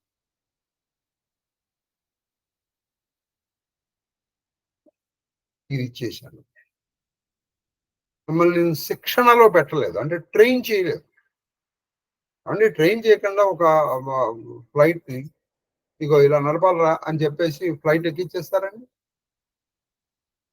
ఒక ఇంపార్టెంట్ పోస్ట్ లో పెట్టేటప్పుడు will you not be trained first you will be trained and then only will be posted. నీకు అపాయింట్మెంట్ ఆర్డర్ ఇచ్చిన తర్వాత నీకు ట్రైన్ ఇస్తాను.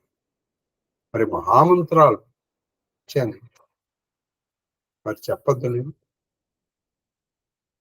ఆ ఆందోళన,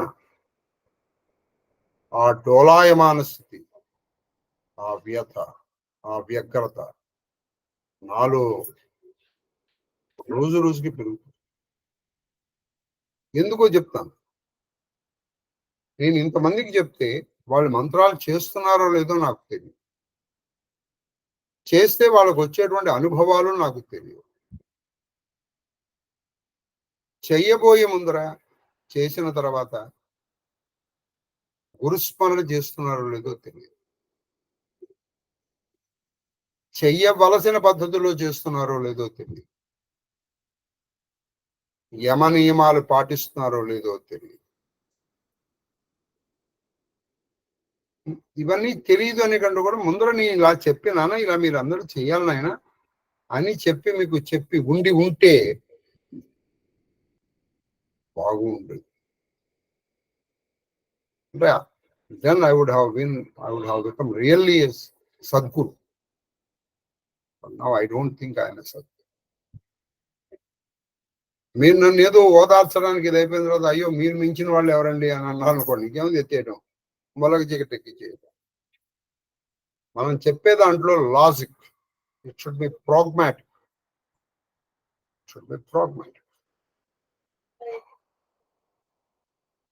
నేను చాలా సందర్భాల్లో, కనీసం భారతంలో ఉన్నాం కాబట్టి, గురువు ఎదుర్కొండానే మీరు వాదులాడుకోవడం నేను చూశాను. ఇంకా నా గురుత్వం ఏముందండి?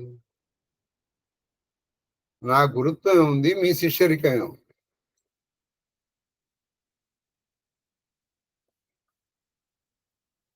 కాబట్టి ఇందులో మీ తప్పు కంటే కూడా మిమ్మల్ని శిక్షణ ఇవ్వనిదే నాదే తప్పు. ఇప్పుడు మీకు ఇంకొక చిన్న విషయం కూడా చెప్పేస్తాను. తద్దోష పరిహరణార్థం నేను ఆ రోజు నుంచి ప్రారంభించి ఇంచుమించుగా నాకు 12-13 గంటలు పడుతుంది. ముందర మోక్షం మాట దేవుడేరు, నా మోక్షం మాట దేవుడేరు, ఈ దోషం అంతకంట. అందుకని మొన్నటి వరకు ఇంకా ఇంకొంతమందికి చెబుదామని నా మనసులో ఉంది. మొన్నటితో ఆ మనసులో నుంచి వెళ్ళిపోయింది. ఎందుకంటే కొన్ని సందర్భాల్లో నేనే వాళ్ళని అయినా రండి రండి అని బతిమాలుకోవాల్సి వస్తుంది. కాబట్టి గురువు దాన్ని ఏమంటారంటే షడ్భావ సమాధి అంటారు. గురువు, మంత్రము, దైవం, ఇవన్నీ చెప్పి కదా మంత్రం చెప్పాల్సింది. ఇది ఏమీ చెప్పకుండా చెప్పేసి ఇప్పుడు మీరు ఇవన్నీ చేయమంటే ఎక్కడి నుంచి చేస్తారు? అయితే ఇంకొక మాట చెప్తాను. ఇది నన్ను నేను సమర్థించుకోవడం కాదు, ఉన్నది ఉన్నట్టుగా చెప్తాను. మీ గురువు మీకు చెప్పినంత కూడా మా గురువు మాకు చెప్పాలి. మంత్రం ఇచ్చేది మీరు నగురోరధికం మంత్రం చేసుకోండి, మీకు అన్ని తెలుస్తాయి. అన్ని స్ఫురింపబడ్డాయి. ఇక ముఖ్యంగా నాకైతే నేను గురు సాన్నిధ్యాన్ని అనుభవించింది చాలా తప్పు. నాన్నగారు అయినప్పటికీ కూడా గురువుగా ఆయన నా దగ్గర 1 సంవత్సరమే ఉన్నారు. అది సరే, ఏది భౌతికంగా.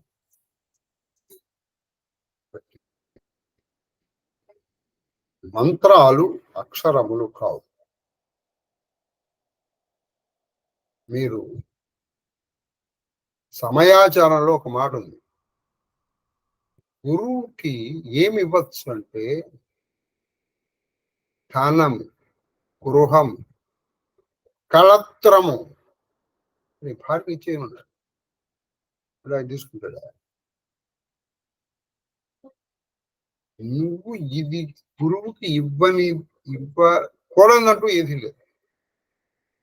సదా గురుకుల పోషకో భూయాద్, గురు సమయాచారం చెప్పాను నేను. కాబట్టి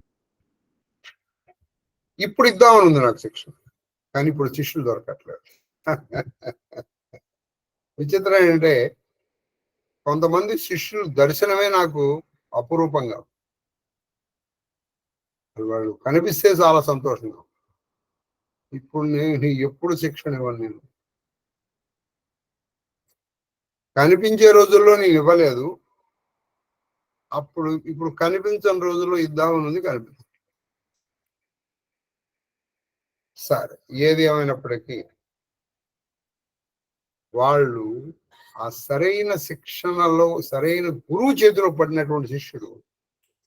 దీనికి ఒక మంచి ఉదాహరణ, అది వాన చినుకే. వాన చినుకు అది ముత్యపు చిప్పలో పడింది అనుకోండి, ముత్యం అయిపోయి మెరుస్తుంది. దాని విలువ కొన్ని వందలు వేలల్లో ఉంటుంది. అదే వాన చినుకు అగ్నిలో పడింది అనుకోండి, భస్మం అయిపోయింది. అదే వాన చినుకు చకోర పక్షి గొంతులో పెడితే పోతొస్తుంది.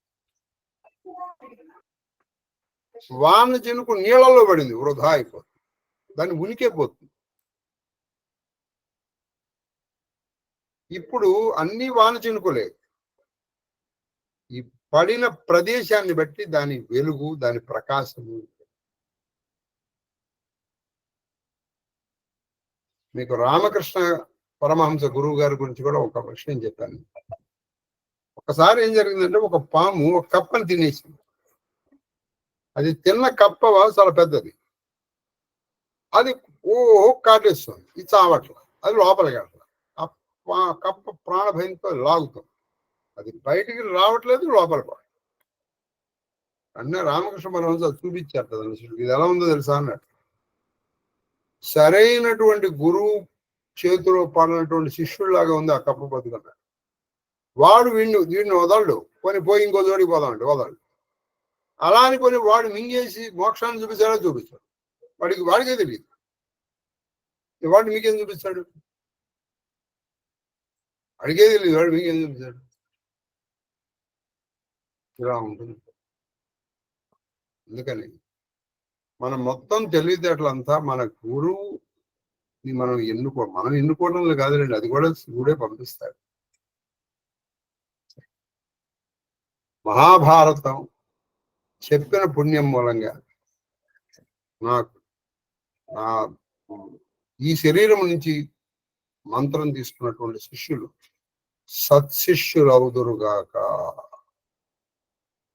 వాళ్ళకి గురువు మీద పుతకమైనటువంటిది కాకుండా శివప్రసాదితమైనటువంటి శివ సంబంధమైనటువంటి గౌరవం రాదు. మహాదేవ్ మహాదేవ్ మహాదేవ్. చదువు. ఇటులు ఉమ్మలంబు మనముల్ పొగిలింపగా వచ్చి వాళ్ళు ముందర చదువు. నృపతిని క్రమక్రమంగా వీడుకున్నారు. అంటే వాళ్ళు వెళ్ళిపోయే పద్ధతి చెప్పాను. క్రమక్రమమున వీడుకొని ఇట్లు ఉమ్మలంబు వచ్చి జనములు పరీక్షితుడు సామజ పుట్టన ఇలా వచ్చారు. వాళ్ళ మనస్సులు బాగా బాధపడిపోతుండగా, మనసులు కుమిలిపోతూ ఉండగా పరీక్షిత్తు వాళ్ళు సామజము అంటే ఏనుగు అంటే హస్తి, ఏనుగు పట్టడానికి వచ్చారు. అయిపోయింది, వీళ్ళు ఇక్కడ హాయిగా ఉంటారు. వాళ్ళు మర్చిపోతారని నువ్వు లేవు అని బాధ ఏముంది. 4 రోజులు ధర్మరాజు తర్వాత అవుతాయి మన వీళ్ళు ఇక్కడ అడ్జస్ట్ అయిపోయారు. ఇక అప్పుడు వాళ్ళ పరిస్థితి ఎలా ఉందో చెప్తారు. ఆ సమయమున జనకు కడకు నులూచి. అది ఇప్పుడు మిగతా అర్జునుడి భార్యలు ఏమైపోయారంటే వాళ్ళు ఎక్కడికి వెళ్తారు? జనకు కడకు ఉలూచి భుజంగలోకమునకు పోయి. అర్జునుడి భార్య ఒక ఆవిడ ఉంది కదా ఉలూచి, ఆవిడ ఉలూపి అని కూడా అనొచ్చు. ఆవిడ తన తండ్రి దగ్గరికి వెళ్ళిపోయింది, అంటే నాగలోకానికి వెళ్ళిపోయింది. నాగలోకానికి తన తండ్రి దగ్గరికి వెళ్ళిపోయింది. అర్జునుడు వెళ్ళిపోయాడు కదా. చిత్రాంగద తను తనూజుడైన బభ్రువాహన పాలి. ఈ చిత్రాంగదాని ఇంకో అర్జునుడి భార్య, తన కొడుకు చిత్రాంగద, వాడు ఎక్కడ మణిపూరాన్ని పరిపాలిస్తున్నాడు. అక్కడికి వెళ్ళిపోయింది ఆవిడ అటు వెళ్ళిపోయింది. తక్కువ కలుగు సతులెల్లా నీ తండ్రి కడ. మిగతా ధర్మరాజు భార్యలు, నకులుడి సహదేవుడి భార్యలు, మిగతా ఈ సుభద్ర, వీళ్ళందరూ నీ తండ్రి అయినటువంటి పరీక్షిత్ దగ్గర ఉన్నారయ్యా. వాళ్ళిద్దరూ మాత్రం ఒక ఆవిడ తన కొడుకు అయినటువంటి బభ్రువాహన దగ్గరికి వెళ్ళిపోయింది, ఇంకో ఆవిడ తన తండ్రి దగ్గరికి వెళ్ళిపోయింది. తర్వాత అప్పుడు శేషపతి ఇక్కడ ఈ కరినగరంలో, ఈ హస్తిపురంలో ఎలా జరుగుతుందంటే, కృపుడు ద్రౌమ్యుండు ఆ నృపతిని తగువారి అర్హిభాషణముల ఆ కృపుడు ధౌమ్యుడు ఈ పరీక్షిత్తు మిగతా వాళ్ళందరూ ఓహో కుమిలిపోతూ ఉంటే పెద్దవాళ్ళు కాబట్టి కృపుడు ధౌమ్యుడు వాళ్ళు తగు భాషలు ఎన్నైనా ఏమిటో ఎందుకు మీరు బాధపడుతున్నారా ఏమిటి ఇప్పుడు ఇందులో వచ్చిన కష్టం ఎందుకు మీరు బాధపడతారో నాకు తెలియట్లేదురా బాబు వాళ్ళు హాయిగా మహాత్మ స్థానానికి వెళ్ళిపోయారు వాళ్ళు సశరీరంగా వాళ్ళు పైకి వెళ్ళిపోతున్నారు వాళ్ళని మీరు దాన్ని చూసి మీరు సంతోషించాలి కానీ బాధపడతారేంటి ఎన్నాళ్ళు ఉండమంటారు మన దగ్గర చెప్పండి దీనికి ఏమైనా లిమిట్ ఉంది ఇంకో సంవత్సరం ఇంత తర్వాత ఇంకో సంవత్సరం ఇంత తర్వాత ఎప్పటికైనా వెళ్ళిపోవాల్సిందే కదా ఎప్పటికైనా వెళ్ళిపోవాల్సిందే మరి ఇప్పుడే వెళ్ళిపోయారు వాళ్ళు మీరు దానికి ఇంత బాధపడితే ఎట్లాగా అని వాళ్ళకి తగుబిధముగా వాళ్ళకి ఎలా చెప్పాలో అలా చెప్పారు చెప్పి ఎలమి చిత్తంబుల తలకొల్పి అంటే ఎలమి చిత్తముల మంచి ప్రేమతో వాళ్ళ మనస్సుల్ని కొంచెం సావధానపరిచారు వాళ్ళ మనసుల్ని సావధానపరిచి పౌరుల తగ చేర్చి నాయన ఇంకెందుకు బాధపడతారు ఎవరి పనులు వాళ్ళు చేసుకోండి ఎన్నాళ్ళు ఇలా బాధపడతారు మనం కూడా చెప్తూ ఉంటాం చూడండి ఇప్పుడు ఎవరైనా పెద్దవాళ్ళు వెళ్ళిపోయారు అనుకోండి వాళ్ళు బాధపడితే ఎవరైనా ఎంతసేపు బాధపడతారు ఇలా అవ్వాల్సిన పని చూడండి ముందర అంటే ఆ వెళ్ళిపోయిన ఆయన్ని పంపించేయాలి వెంటనే బాబు మరి సాయంకాలం భోజనం ఏర్పాట్లు చూడండి మీరు బాగా ఎవరైనా వెళ్ళిపోతే చూస్తే ఎంతసేపు బాధ ఉంటుందో మీరు చూసుకోవచ్చు ఆ పార్థివ శరీరం కొంచెం ఇల్లు దాటేంత వరకే దాటేసిన తర్వాత ఇల్లు కడుక్కొని మళ్ళీ భోజనాలు ఏర్పాటు చేస్తారు ఎందుకంటే వచ్చిన వాడికి భోజనం పెట్టాలి కదా మరి నిజంగా నీకు అంత బాధ ఉన్నప్పుడు అసలు నీకు సహిస్తుందండి సహిస్తుంది మీకు నా పర్సనల్ విషయం ఒకటి చెప్పేస్తాను ఇది పూర్తిగా నా వ్యక్తిగతం అయింది మీ అందరికీ తెలుసు మీ అందరూ నాకు బాగా సుపరిచితంగా ఉన్నప్పుడే మా అన్నయ్యలు ముగ్గురు వెళ్ళిపోయారు అందులో ఒక అన్నయ్య వెళ్ళిపోయినప్పుడు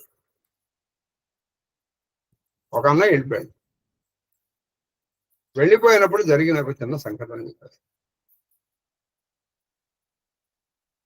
ఒక ఆయన నా దగ్గరకు వచ్చి ఏమండి భోజనాలు ఏర్పాట్లు ఏమైనా ఉన్నాయా మమ్మల్ని ఎక్కడికన్నా వెళ్ళిపోమంటారా అని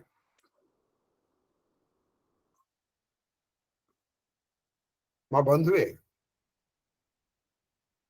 నాకు ఆశ్చర్యం వేసింది అయితే అప్పటి వరకు నేను ఆ ఏర్పాట్లు ఏం చేయలేదు ఆ ఏర్పాట్లు నేనేమి చేయలేదు అంటే కొంచెం బాధలో ఉన్నాం మాకు ఆ ఏర్పాట్లు ఏమైనా ఉన్నాయా మనం వచ్చిన తర్వాత శ్మశానం నుంచి వచ్చిన తర్వాత ఈ ఏర్పాట్లు ఉన్నాయా మమ్మల్ని వెళ్ళిపోమంటారా ఇదే మాట ఇందులో ఒక్క అక్షరం అబద్ధం ఆశ్చర్యం సరే అప్పుడు ఏవో ఏర్పాట్లు చేసాం అనుకోండి అది వేరే విషయం కాబట్టి ఎంతవరకు ఉంటుంది బాధ అవి ఆ పార్థివ శరీరము ఉన్నంత వరకు పార్థివ అభినేష్ మనకి ఏంటండి ఒక్కరు చేయించారు అని అన్నాన్ని ఎవరు అనలేదు ఊరికి చెప్పారు ఏంటండి వంకాయ ఇలా చేయించారండి కూర పెట్టి చేయించాల్సింది ఇప్పుడు నీకు వంకాయ కూర పెట్టి కావాలి ఇంకోటేమో మసాలా పెట్టి కావాలి కాబట్టి ఏముందండి ఖచ్చితంగా అనుబంధం ఆత్మీయత అంతా ఒక పూటకం ఆత్మశుద్ధికై మనుషులు ఆడుకుని నాటకం ఎవ్వరి మీద అభిమానం లేదు రాదు అది ఉన్న కుతకం క్షణికం శాశ్వతము కాదు ఖచ్చితంగా అయిపోయింది వీళ్ళు మామూలు పడిపోయారు వరుసలో ఈయన చెప్పాడు నాన్న మీరు పని చేసుకుంటారా అయిపోయింది కుమ్మరి పని చేశారు కమ్మరి పని చేసుకుంటున్నాడు వాడి పనులు వాడు చేసుకున్నాడు అయిపోయింది వాళ్ళ పనిలో పడిపోయేవాడికి ధర్మరాజు లేదు ఎవరు లేదు మరి చెప్పారు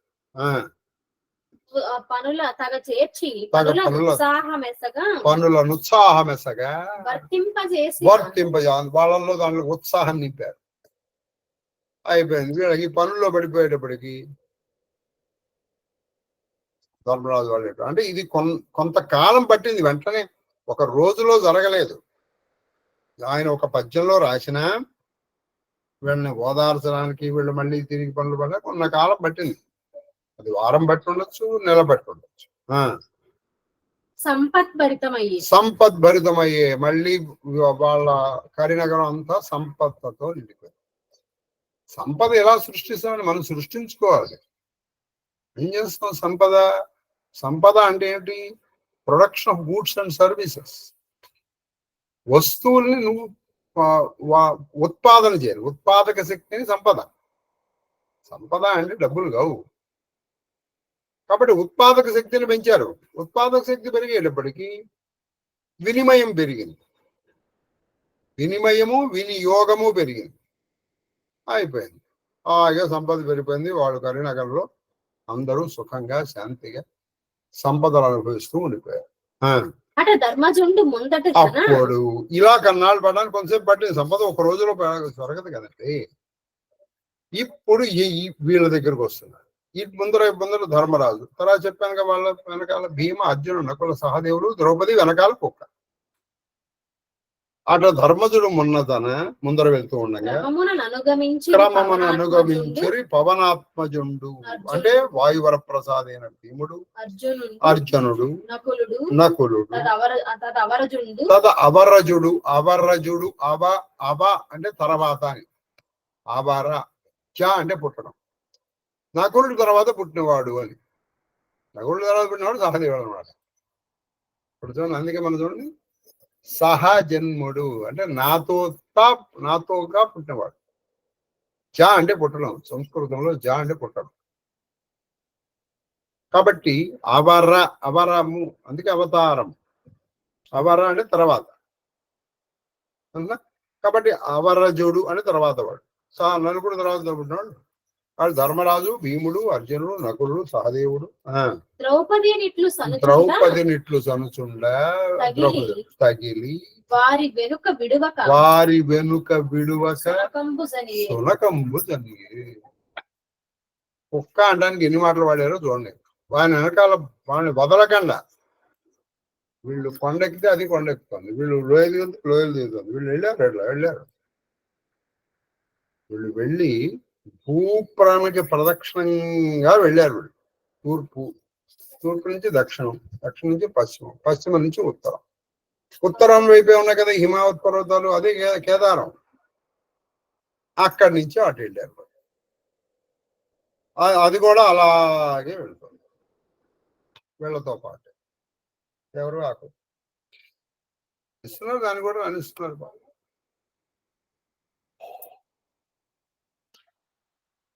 అయితే వీళ్ళు వెళ్ళేటప్పుడు చాలా మౌనంగా వెళ్తున్నారు. ఎక్కువ కాదు అసలు మాట్లాడలా. అందులో కొంచెంగా మాట్లాడింది భీముడు, ధర్మరాజే. వాళ్ళ మిగతా వాళ్ళు అసలు మాట్లాడాల. వాళ్ళు పడిపోయే వరకు, వాళ్ళ శరీరం పడిపోయే వరకు వాళ్ళు మాట్లాడాలి.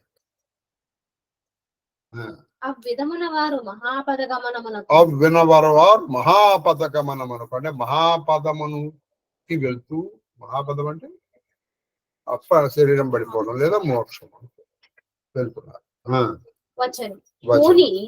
ఉపవాస వ్రత పరులై చూడండి, వాళ్ళు ఉపవాస వ్రత పరులై తీర్థయాత్రలు చేసేటప్పుడు ఉపవాసాలు చెయ్యాలి. పొట్టు పొయ్యిలో కూరినట్టు కూరకూడదు. కూరితే అనారోగ్య సమస్యలు వస్తాయి.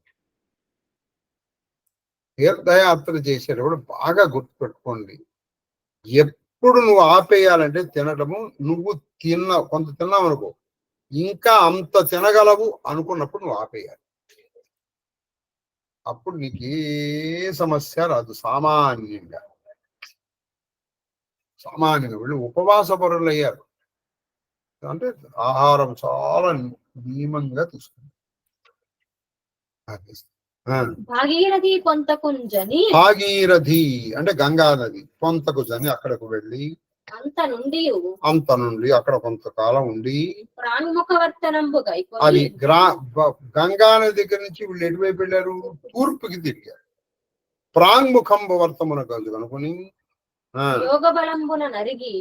అక్కడి నుంచి వాళ్ళు ఎలా వెళ్తున్నారు? నడకతో కాదు, యోగ మార్గంలో వెళ్తున్నారు. అందరూ మంచి యోగులు, వాళ్ళు యోగ మార్గంలో వెళ్తారు. కుక్క కూడా అలాగే వస్తుంది. ఒక మార్గంలో వెళ్తున్నారు కాబట్టి ఇప్పుడు చూడండి, ఇప్పుడు ఇక్కడ ఒక కొండ ఉంది, అక్కడ ఒక కొండ ఉంది, వీళ్ళు ఈ కొండ మీద ఆ కొండ మీదకి వెళ్ళాలి. ఎలా వెళ్తారండి? యోగంలో అంటే నడవచ్చేటప్పుడు నడిచారు. వాళ్ళు ఎక్కువగా వాడుకోలేదు. యోగ మార్గంలో వెళ్ళాలంటే అసలు భూమి ప్రకాశంలో చేసేచ్చు, ఒకే రోజులో చేయొచ్చు. వాళ్ళు వాడుకోలేదు. అవసరమైనప్పుడు మధ్యలో ఒక నది వచ్చింది, యోగంతో దాన్ని అటు దాటారు. యోగంతో దాటారు. నా మామూలు ప్రదేశం వచ్చింది, కొండరాళ్ళు వచ్చాయి, దాటగలిగినంత వరకు వీళ్ళు దాటారు. అది యోగ మార్గం అని వీళ్ళు వెళ్తున్నారు.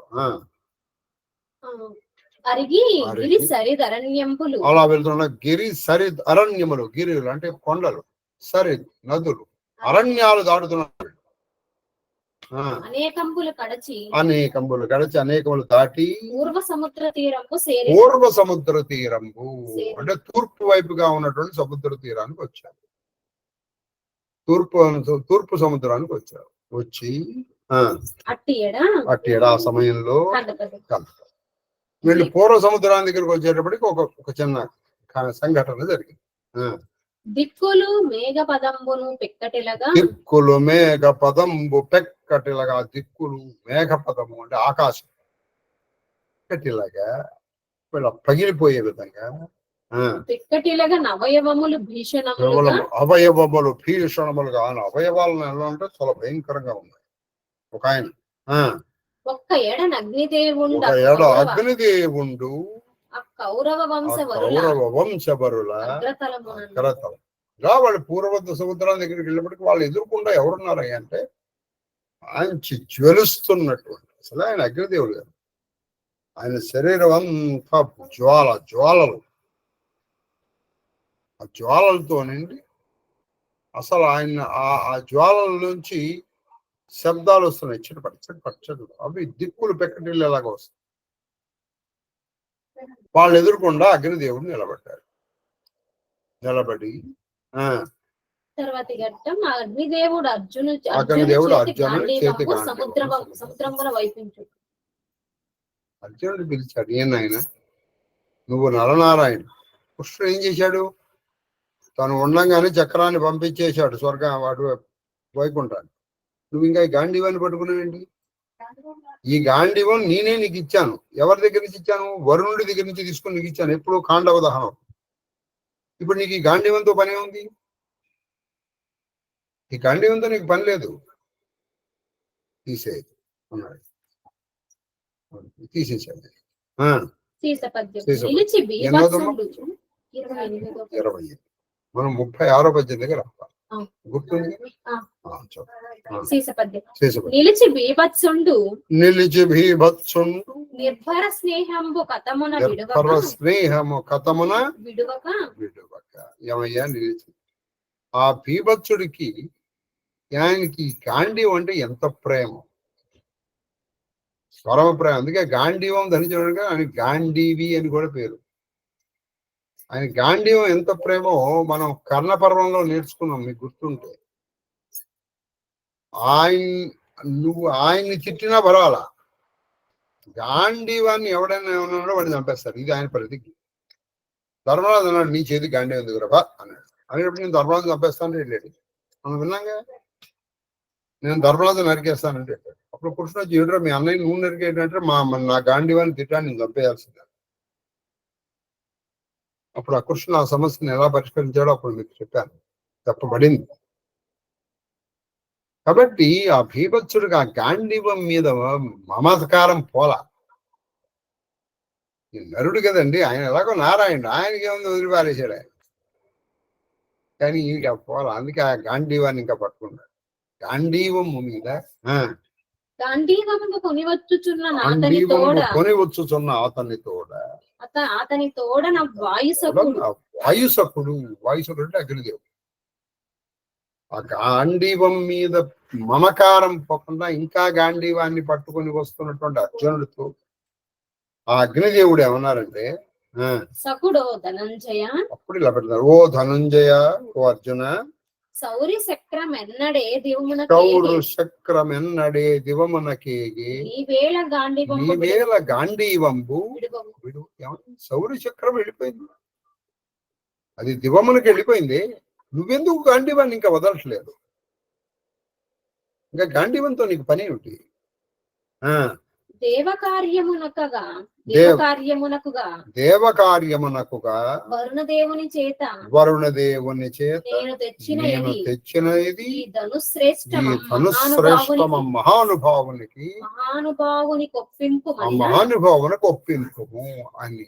ఇదేమన్నా అంటే దేవకార్యం కోసం, ఎందుకంటే ఆ రోజున కాండవ దహనం నువ్వు చేయాలి.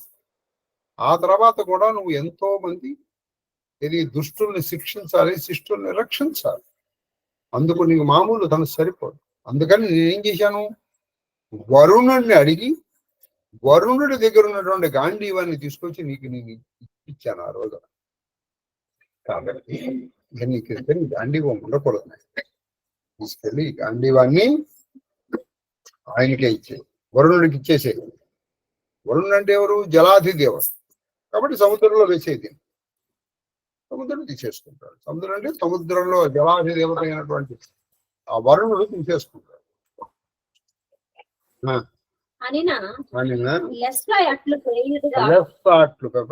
ఇంకా చెప్తే వినే అలా లక్షణం ఉంది. లేదండి నాకు చాలా ఇష్టం కాండేమో అల్లాప చెప్తే వినే లక్షణం. అందుకే మీకు నిన్నటి నుంచి చెప్తుంది, మనకి మంచి బుద్ధులు కానీ ఇంకోటి కానీ స్వభావంగా ఉండాలి. అంటే మనసులో మనకి రావాలి, లేదు కనీసం ప్రభావంగానే ఉండాలి. అంటే ఎవరితో ఎదుటి చెప్తే అన్నా వినే బుద్ధి ఉండాలి. ఈ రెండు లేకపోతే దాని అభావము అంటారు. నీకు తెలియదు, ఎదుటివాడు పంచి చెప్పినప్పుడు వినవయ్యా. కాబట్టి ఇక్కడ ఏం చెప్పారంటే వీళ్ళు లెస్స అలాగే చేస్తారు, అట్లా చేయుదు కాక అలాగే చేస్తానన్నాడు అర్జునుడు అని అగ్రజానుజులకు చెప్పి, అగ్రజులైనటువంటి భీముడు తమ్ముళ్ళైన నకుల సహదేవుడికి నాయన గాంధీవాన్ని నేను వదిలేదు అని చెప్పి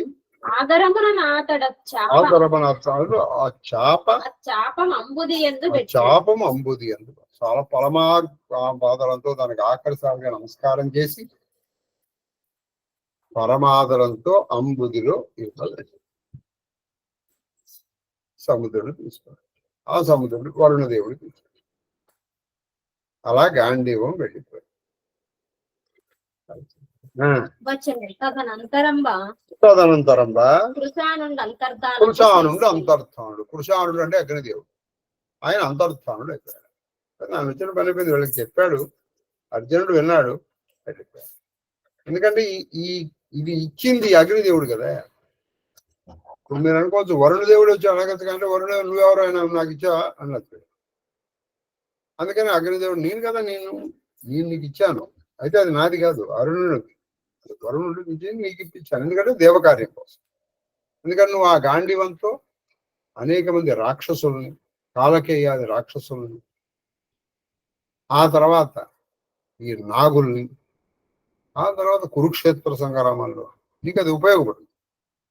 అలాగే కాండవ దహనం అప్పుడు, తర్వాత మన శంకరుడితో యుద్ధం చేసేటప్పుడు ఇవన్నీ నీకు ఉపయోగపడ్డాయి. ఇప్పుడు నీకు దాంతో పని లేదు, నీకు యుద్ధం లేదు. నువ్వు మహాప్రస్థానానికి వెళ్తూ ఇదెందుకు నీకు అన్నాడు.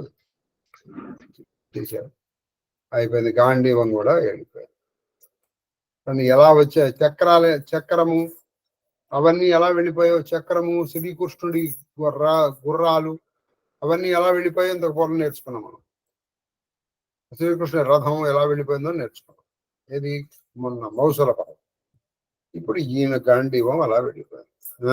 అయోగపరాయణుడు మళ్ళీ యోగంతో వాళ్ళు ఆ పదం పడి వీళ్ళు మళ్ళీ బయలుదేరుతారు పూర్వ సముద్రం నుంచి.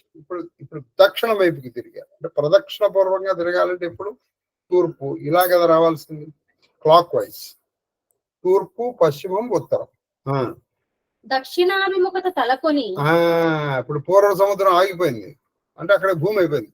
అక్కడ వీళ్ళు దక్షిణం వైపుకి తిరిగారు. దక్షిణాభిముఖత తలకొని ఇలకు ప్రదక్షిణంబుగాగా ఇలకు ప్రదక్షిణంబుగాగా అంటే భూమికి ప్రదక్షిణగా తమ మనములు మనములు మనమునందా మనముతో ఎంతో సంతోషంగా వీళ్ళు వెళ్తున్నారు. నడవగలిగినంతసేపు నడుస్తున్నారు.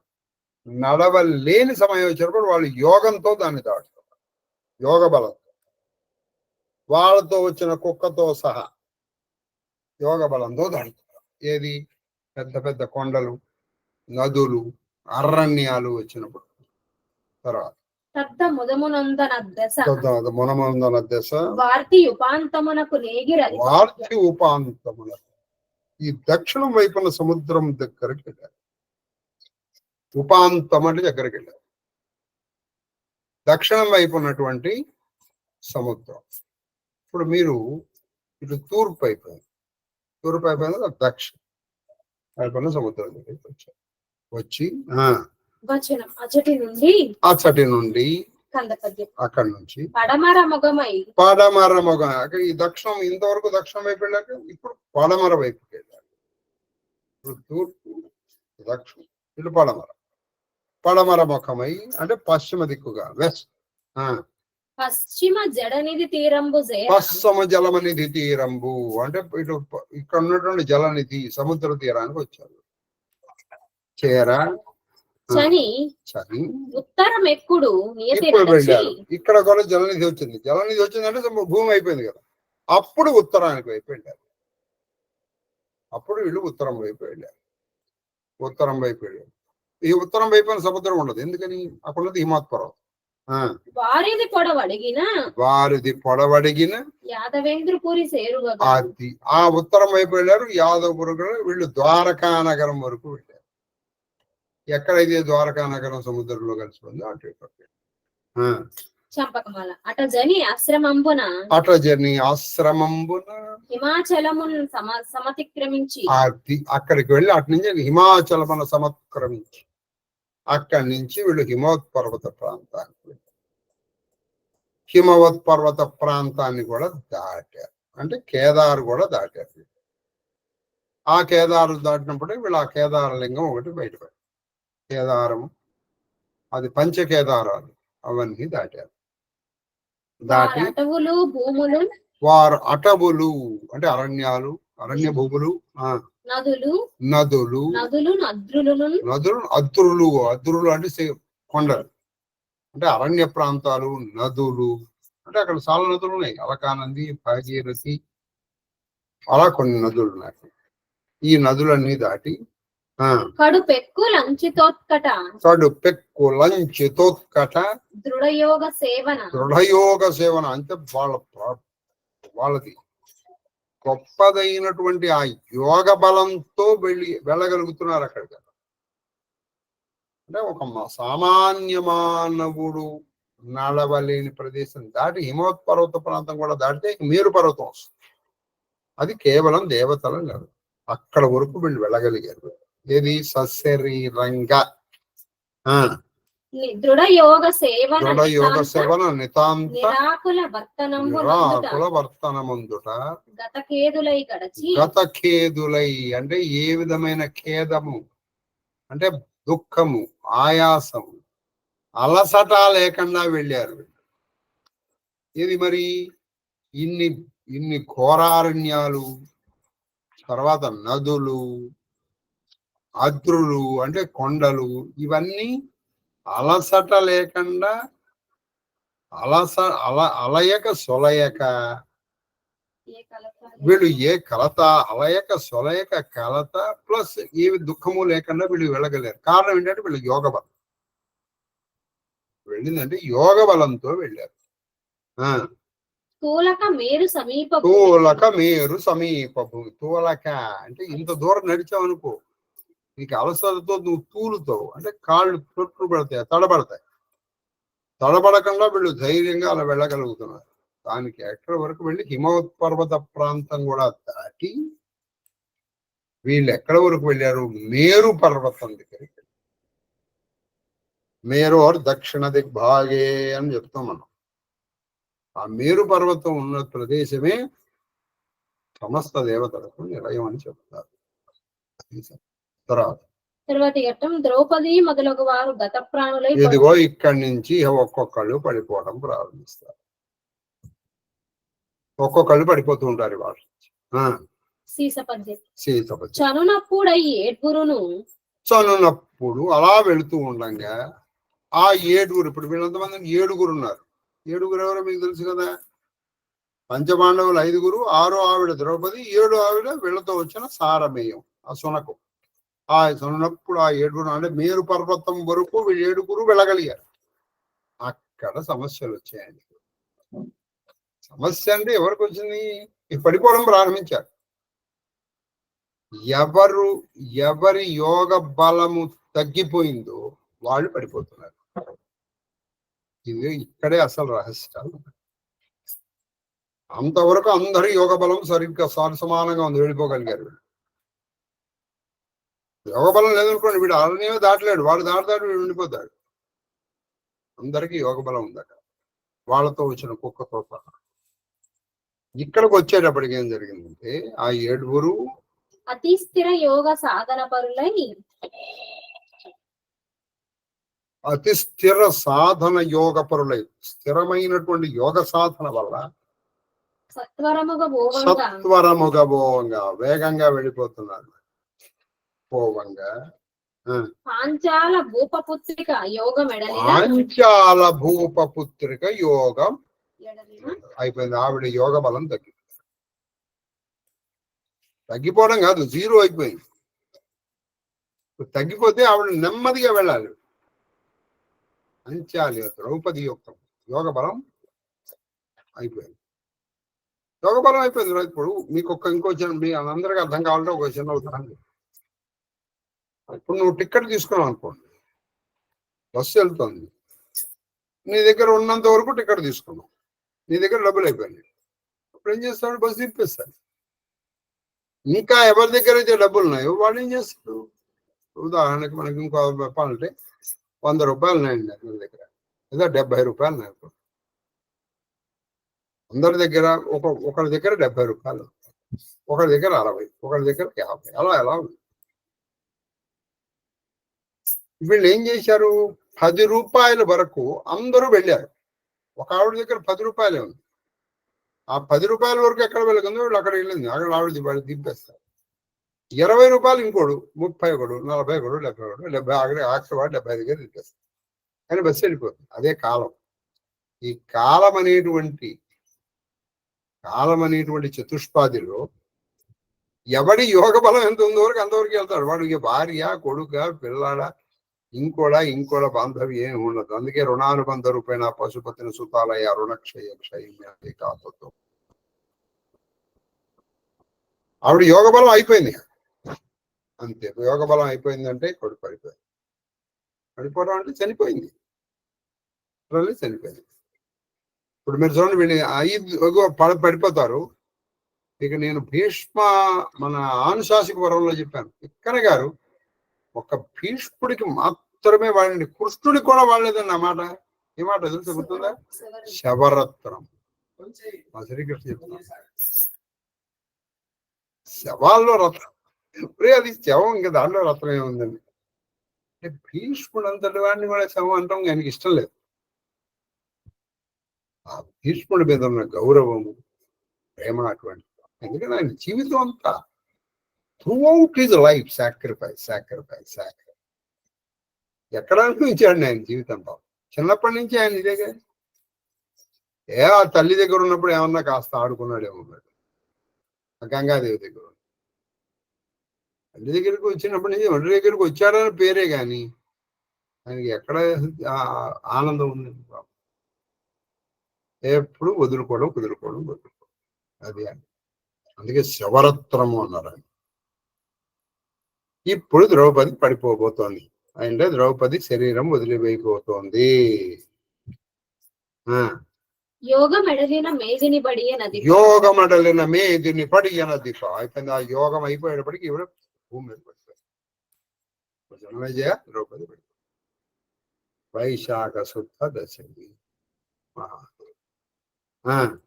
పడిన సమీరణ కొడుకు కనుకొని అర్జునుడు నకులు సహదేవుడు దీన్ని చూశారు కానీ వాళ్ళు ఏం మాట్లాడరు, ఎవరు ఆగలేదు కూడా. గుర్తు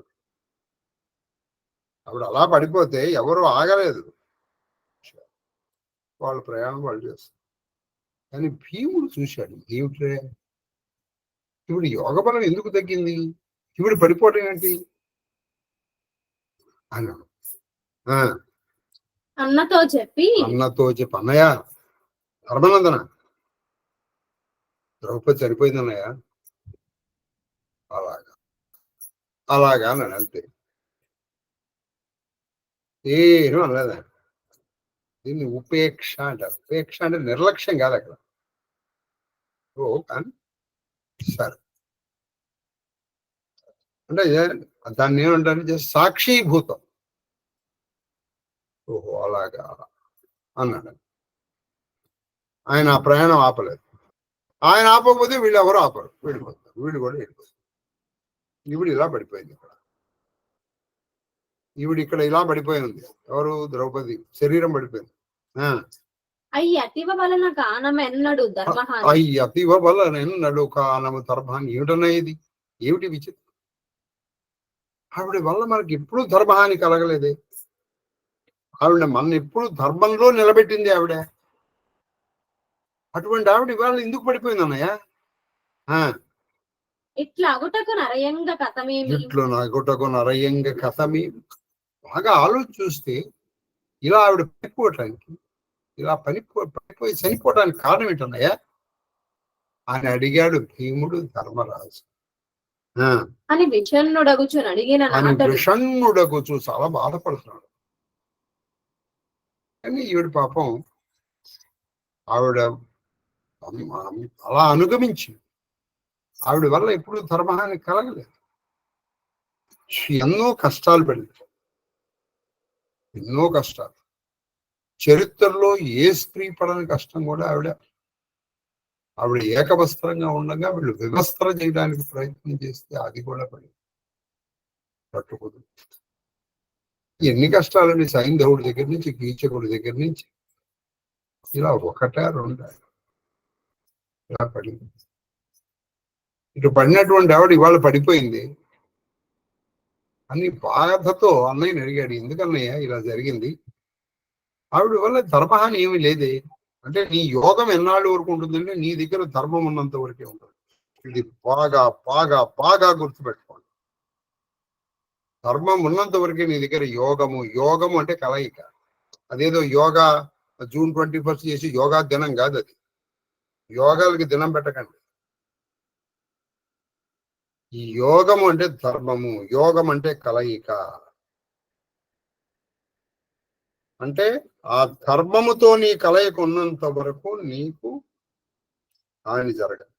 మరి ఈవిడ ఎందుకు ఇలా పడిపోయింది? ఇప్పుడు మనందరం ఉన్నాం కదా అన్నాడు.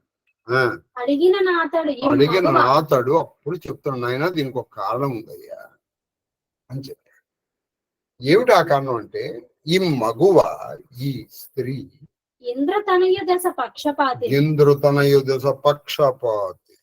మనం ఎలా ఉండకూడదో చెప్తాం. అందుకే మహాప్రస్థానం వినమని, ఏ పర్వానికి వినమని నేను మెసేజ్ పెట్టలేదు, దీనికి పెట్టాను. పెట్టిన తర్వాత కూడా మీరు వినలేకపోతున్నారంటే ఆ జీవుడికి బాగుపడి యోగం లేదు. వాడు ఎవడైనా సరే మనం చేయలేదు. కాబట్టి మనం ఈవిడికి 5 భర్తలం, కానీ ఈవిడికి మన 5 అంటే అర్జునుడు అంటే కొంచెం ఇష్టం లేదు ఎక్కువ. మన 5 సమానంగానే చూసింది ఆవిడ, అందులో అనుమానం లేదు. కానీ ఇందులో కొంచెం ఆ అర్జునుడు అంటే ఈవిడికి పక్షపాతం. అసలు ఒక మాటలో చెప్పాలంటే, ద్రుపదుడు తపస్సు చేశాడు. ఎందుకు తపస్సు చేశాడు? వాడు యాగం చేశాడు. మీకు అతని పేరు కూడా చెప్తాను.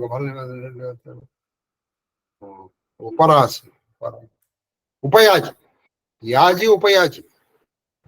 ముందర ఉపయాజి దగ్గర శివారాడు, నీ దగ్గర రాడు బా. మళ్ళీ యాజి దగ్గర అదే పద్యం రాశారు నన్నయ్య గారు, మీకు గుర్తుంటే. ఏం పద్యం, నీకు నేను గోవులు ఇస్తాను, నాకు చేస్తాను, చేస్తాను. అన్నయ్య వచ్చేటప్పటికి అన్నయ్యతో పాటు వచ్చాడు ఉపయాగం. ఏమిటి యాగం యొక్క సంకల్పం ఏంటి? 2 కావాలి. ద్రోణుణ్ణి చంపే కొడుకు కావాలి, అర్జునుణ్ణి పెళ్లి చేసుకునేటువంటి కూతురు కావాలి.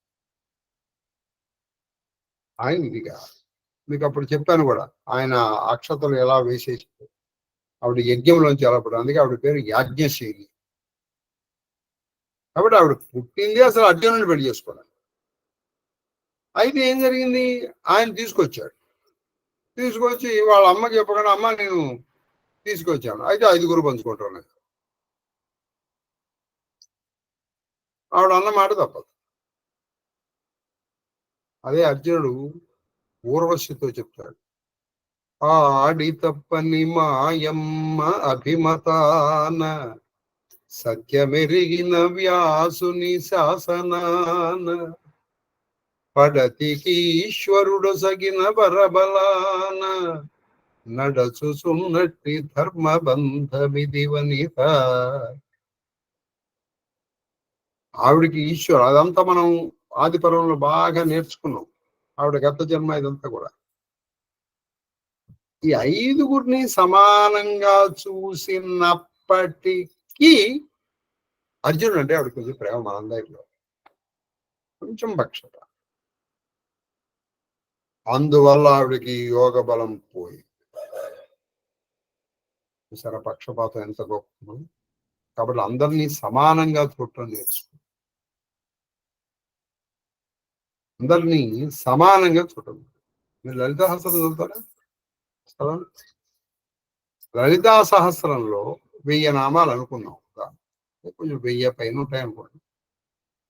అందులో ఎక్కువ నామాలు సా మా అనే అక్షరంతోనే ప్రారంభమవుతాయి. కావాలంటే చూసుకోండి మీరు. ఇప్పుడు ఇంచుమించుగా సా అనేటువంటి అక్షరంతో ఒక 120 పైన నామాలు వస్తాయి.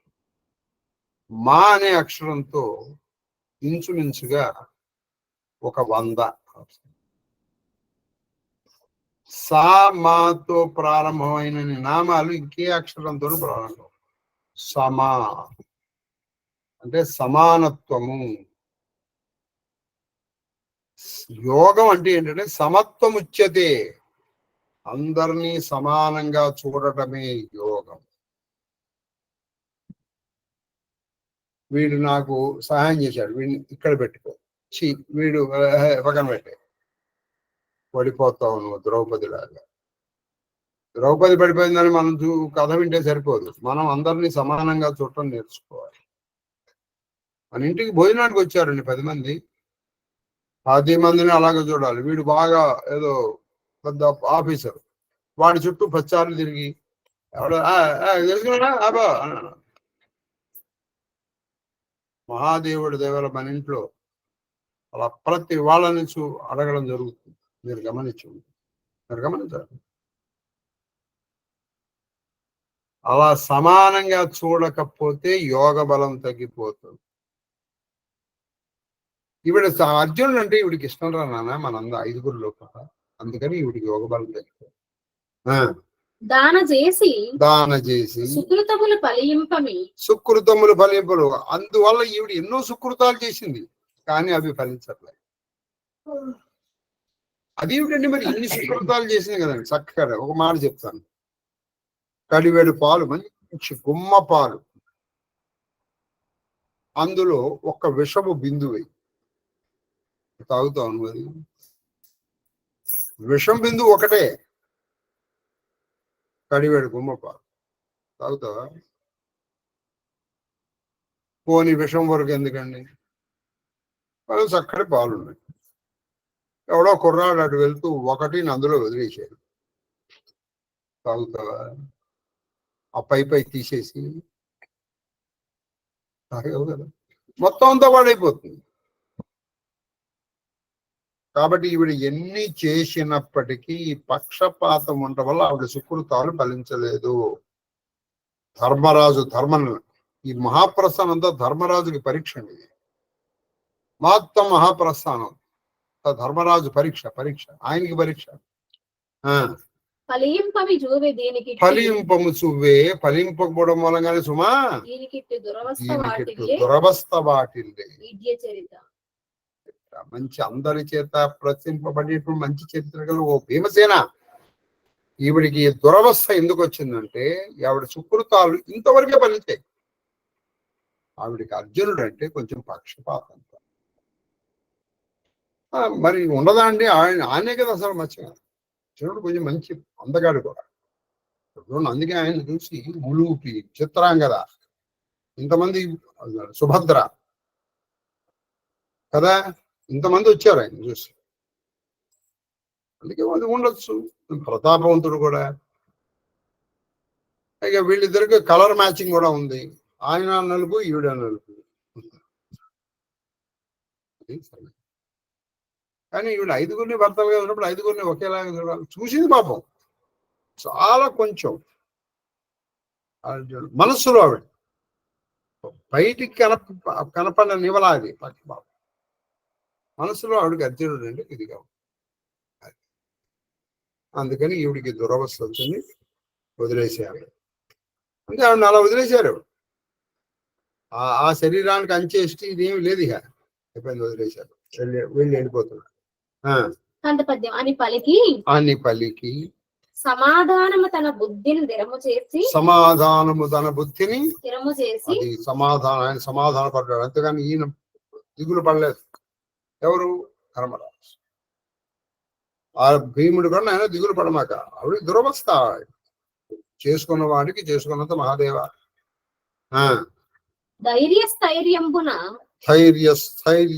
ధైర్యము స్థిరమైనటువంటి ధైర్యంతో వికృతి లేని గతి ఆ వనిత శవము ఏమీ వికృతి లేదు, అంటే వికారం లేదు. అయ్యో వెళ్ళిపోయావా, ఇన్నాళ్ళు మాతో ఇన్ని కష్టాలు పడ్డావు, మమ్మల్ని ఇంత చూసావు, అది ఇది అని ఏడవడం లేదు. అంటే ఏ వికారము లేదు. ఆ వనిత శవము విడిచి కౌరవ విభుని అయిపోయింది. కౌరవుల్లో ఉన్న రాజు ఈవిడిలా పడిపోయింది. తర్వాత 36 ఆఖరి పద్యం. ఇవాళకి ఆఖరి పద్యం. ఇలా వీళ్ళందరూ పడతారు. భూవర అమ్మి బోవంగా అలా వెళుతూ ఉండంగా సహదేవుడు అపగత ప్రాణుడు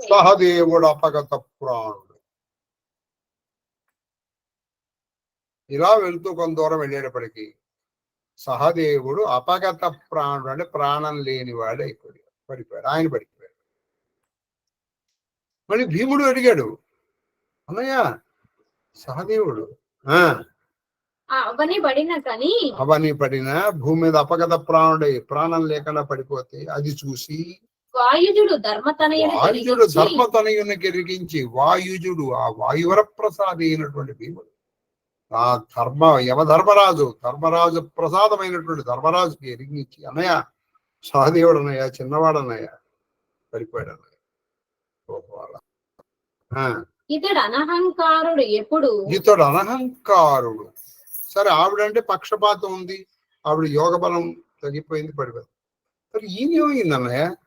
అనహంకారుడు, అసలు అహంకారం లేనివాడే. అది కాక ఎప్పుడు నీకు అతిభక్తి ఆచరించుతున్నాడు. పైగా ఎంతో భక్తితో నీకు శుశ్రూష చేస్తాడు తను. పోనీ ఇలా శుశ్రూష చేస్తాడని అహంకారం ఉందా? లేదే, చిన్నవాడే, పసివాడే. ఆలోన నెల్ల సన్మానం. మా నలుగురిలో కల్లా అతను సన్మార్గుడు. అందుకే చూడండి, సహదేవుడికి ఎప్పుడు బాగా కోపం వచ్చినట్టుగా నేను చెప్పేదాన్ని లేదు. సహదేవుడు మంచి బుద్ధిమంతుడు. మా నలుగురిలోకి నాకు తెలుసు అన్నయ్య, అతను చాలా సన్మార్గుడు. అహంకారం లేదు, పెద్దవాడివైన నీకు ఎప్పుడు వినయంగా సేవ చేస్తాడు. మా నలుగురిలో కల్లా మంచి సన్మార్గవంతుడు. మరి సహదేవుడు ఎందుకు పడిపోయాడు అన్నయ్య? ఆయన శరీరం ఎందుకు పడిపోయింది అన్నయ్య? ఇతనికి నెలకో ఈ దశ వాటి అతనికి ఎందుకు ఈ దురవస్థ పట్టింది? ఇదిలో సాదేవుడు ఎందుకు పడిపోయాడు అన్నయ్య అన్నాడు. అని నా మనజేంద్రుడు అతని తోడ వీడు తనకంటే ప్రాజ్ఞుండు లేడు జగతి నెందునని సంతతము తాను అయినా వీడికి మనసులో ఒకటి ఉంది, నాకంటే గొప్ప ప్రాజ్ఞుడు, తెలివిగలవాడు. నేను మంచి శాస్త్రాలు చదివాడు, మంచి తెలివిగలవాడు. అప్పుడు నాకంటే గొప్ప తెలివిగలవాడు ప్రపంచంలో ఎవడున్నారా అని ఎప్పుడు మనస్సులో అనుకుంటూ ఉంటాడు. ఇవన్నీ బయటపడలా. వీళ్ళెవరు? భావగ్రాహి మహేశ్వర. నీ మనసులో ఏముందో అది చూస్తాడు ఆయన. అది గుర్తుపెట్టుకోండి మీరు. పైకి మీరు ఎంత మనం చేసినా మీ భావాన్ని గ్రహించి దానికి తగిన ఫలితాన్ని ఈశ్వరుడు ఇస్తూ ఉంటాడు. కాబట్టి ఆ భావంలో ఈయనకి ఎప్పుడు ఉంది. ఈయన ధర్మరాజు కాబట్టి ఈయన భావాల్ని గమనించగలిగారు. నాకంటే ప్రాజ్ఞుడు ఎవరున్నాడు, నాకంటే తెలియగలవాడు ఎవరున్నాడు, నాకంటే నాకు చూడు ఎన్ని విషయాలు తెలుసు, నాకు ఇన్ని విషయాలు తెలుసు అని ఈయన ఎప్పుడు అనుకుంటుంది. చూడ ఆవిడ ఎందుకు పడిపోయింది? పక్షపాతం వల్ల. మీరు ఇదందరూ చూసుకోవాలి. ఈయన ఎందుకు పడిపోయాడు? ఎప్పుడు తనని తను ప్రాజ్ఞుడుగా అనుకుంటూ ఉంటాడు, తనని తను గొప్పవాడుగా అనుకుంటూ ఉంటాడు. దాననిట్లయ్యన అనుచు నిరూఢ బుద్ధి. ఉపేక్ష అంటే అదే నిర్లక్ష్యం కాదు, కానీ ఏది ఎలా జరగాలో జరగాలి. మళ్ళీ ఏ వికారము లేదు. ద్రౌపది పోయినప్పుడు ఆయన మనసు ఎంత నిశ్చలంగా ఉందో ఇప్పుడు కూడా అంతే నిశ్చలంగా ఉంది. బుద్ధిని అరుగుచునుండే ఆ పురుషులో శ్రేష్ఠుడైన ధర్మరాజు. అయినా వీడు ఎప్పుడు కూడా తనని మించిన ప్రాజ్ఞుడు, తెలివిగలవాడు, బుద్ధిమంతుడు లేడని ఎప్పుడు మనసులో అనుకుంటూ ఉంటాడు. అందుకని వీడు ఇలా పడిపోయాడు అని అన్నాడు. వెళ్ళిపోతాడు. ఆయన వెనకాలే భీముడు అడిగాడు, కానీ ఈయన కూడా వెళ్ళిపోతున్నాడు. సరే పోనీ అన్నయ్య నువ్వు వెళ్ళు, నేను వీడి సంగతి చూసి వస్తాను అని అంటల్లా. ఏం మిగిలింది ఇప్పుడు? 7గురిలో ఇప్పుడు ఎంతమంది మిగిలారు? 5గురు మిగిలారు. ఎందుకని? ధర్మరాజు, భీమ, అర్జున, నకులు, కుక్క 5గురు మిగిలారు. వీళ్ళ 5గురు గురించి మనం రేపు నేర్చుకుంటాం. ఎంత 9:05 ఏమిటమ్మా 18 పద్యాలు కూడా ఇచ్చినప్పుడు.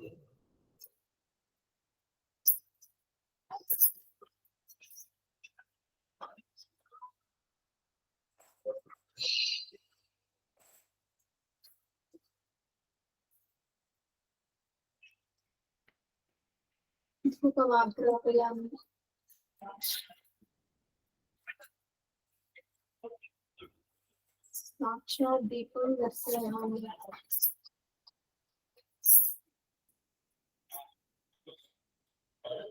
ధూపదీపానంతరం సిద్ధాంశమీయం దర్శయామి. నైవేద్యం ఓం భూర్భువస్సువః సర్వచైతన్య రూపాంత ఆద్యాం విద్యాం చ ధీమహి బుద్ధిం యాన ప్రచోదయాత్. ప్రోక్షా పరిశుద్ధ అర్థత్వాతక్రియ పరిశుద్ధాను షోడశ సహస్ర భార్యా సమేత అష్టవర్షి పుత్రపౌత్ర పరమేశ్వర శ్రీకృష్ణ పరమాత్మనే నమో నమః. కదలీఫలాన్ నివేదయామి.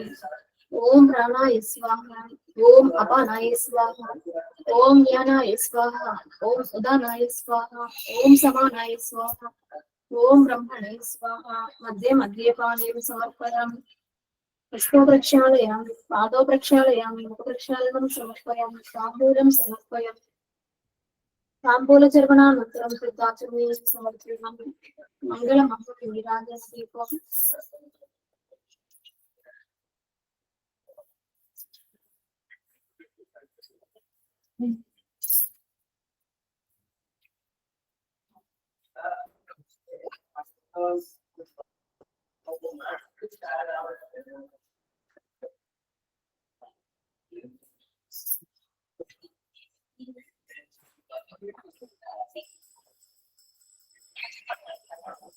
సజల జలధనీలం వల్లవీ కేళిలోలం శ్రీకసుర కరుమూలం విద్యుదుల్లాసిజేలం సురరిపుకులటాలం సన్మనోబింబలీలం నతసురమునిజాలం నౌమి గోపాలబాలం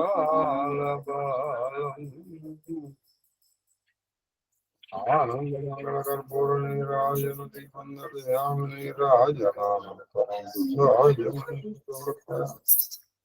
నమస్కరోమి హర నమో పార్వతీ హర హర మహాదేవ హర.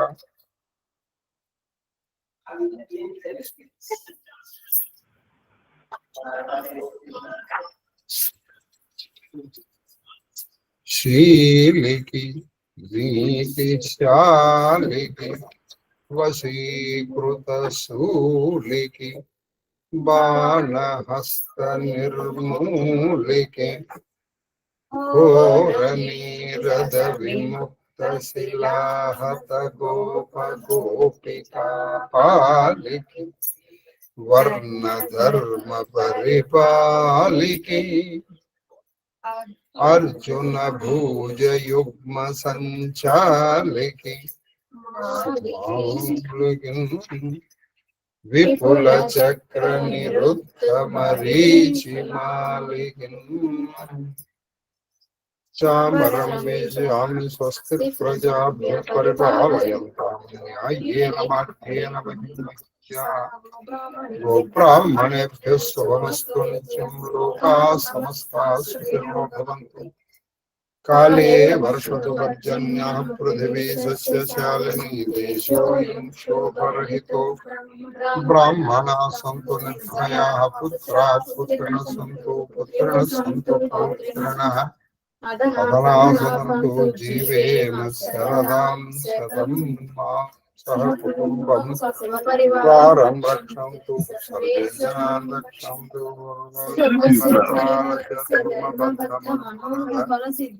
కరోనా నివారణ శ్రీ కృష్ణ చరణారవింద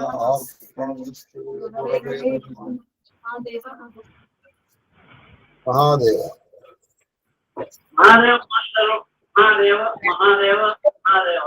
మహాదేవ మహాదేవ మహాదేవ శాస్త్రి గారు మహాదేవ మహాదేవ మహాదేవ సార్.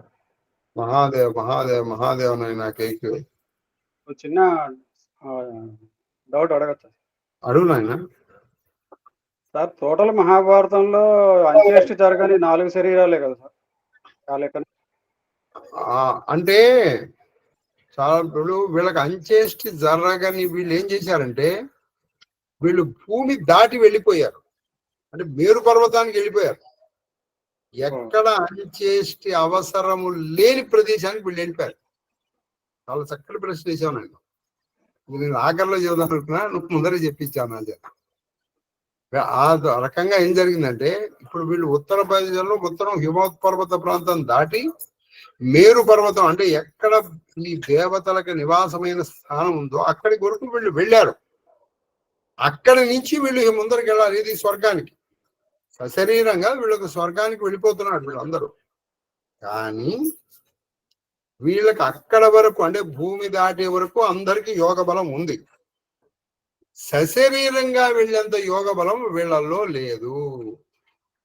ఎవరికిలో లేదు? భీముడి వరకు లేదు. భీముడు కూడా పడిపోతాడు. పడంది ఒక్కడే, ధర్మరాజు ఒక్కడే పడలేదు. కాబట్టి నిజానికి భారతానిలో నాయకుడు ఎవరయ్యా అంటే, కథానాయకుడు ఎవరంటే ధర్మరాజే. ఇందులో అనుమానం లేదు. ఎందుకని? ఆయన ధర్మం.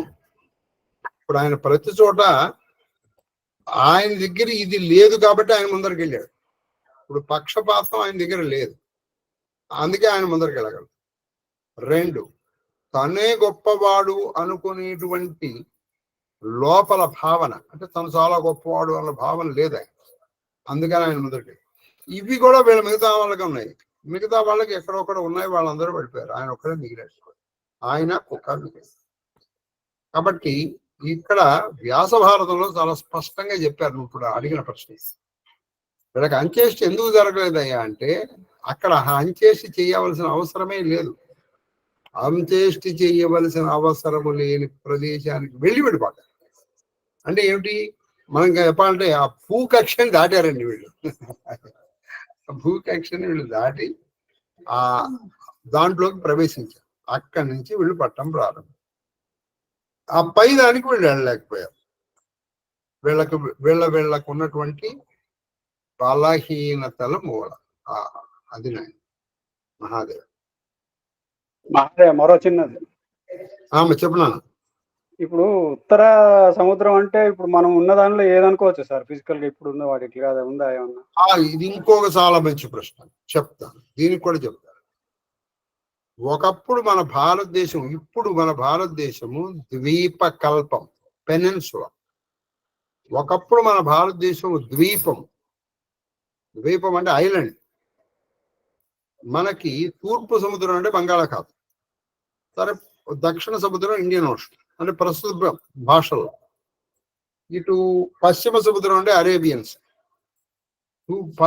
ఉత్తరానికి కూడా ఒక పాయ ఉండేది, దాన్ని థెతిస్సి అంటారు. ఆ థెతిస్కి యువతల వాళ్ళే తైత్రేయము అనేటువంటిది వచ్చింది. థెతిస్కి అవతల కూడా భూములు ఉన్నాయి. ఆ తెతిస్ అవతల భూములే మేరు, అదే ఇప్పుడు మనం పెట్టుకునే సుమేరు. సుమేరు మధ్య శృంగస్థ. ఇప్పటికి కూడా వీళ్ళ దగ్గర ఇది చూడు, సుమేరియన్ కల్చర్ అండి, సివిలైజేషన్స్. కాబట్టి అక్కడ అలాగే ఇప్పుడు టిబెట్ ఉంది. ఈ టిబెట్ ఏంటి, త్రివిష్టభము అంటే దేవతల స్థానం. త్రివిష్టభం అంటే స్వర్గం. కాబట్టి దీని మీద కొంత పరిశోధనలు జరుగుతున్నాయి. అయితే ఇప్పుడు ఆ థెతిస్సి అని ఒక సముద్ర పాయ ఉండేది. సముద్రమే, సముద్ర పాయ అంటే సముద్రమే ఉండేది. అది ఏం జరిగిందంటే, ఇప్పుడు నిన్న మీకు చెప్పాను నేను, అరావళి మౌంటైన్స్ ఉండేవి. ఇది ఇటు మనకి నార్త్ వెస్ట్ లో ఒక భూకంపము, ఒక విధమైనటువంటి సునామీ వచ్చింది. సునామీలు కంటిన్యూస్ గా వచ్చేవి. వచ్చినప్పుడల్లా ఏం జరిగింది, ఈ అరావళి మౌంటైన్స్ అన్ని పడిపోయి ఈ నార్త్ వెస్ట్ లో ఉన్నవి నార్త్ లో పడిపోయినాయి. ఈ భూమి ఏం జరిగిందంటే, మీకు చెప్పాలంటే జాగ్రఫికల్ కంప్రెషన్ అంటారు దీన్ని. ఎలా జరిగేదంటే, నేను ఎప్పుడో చెప్పాను, ఈ మధ్య జాగ్రఫీ టీచర్గా మానేసిన తర్వాత చెప్పలేదు, ఇప్పుడు నేను చెప్పు కదా. మనకి 2 ల్యాండ్ ఉన్నాయి, అంగారా ల్యాండ్, గోంద్వానా ల్యాండ్ అని. మనది గోంద్వానా ల్యాండ్, మనది పెనిన్సులా, టక్కర్ ప్లాట్.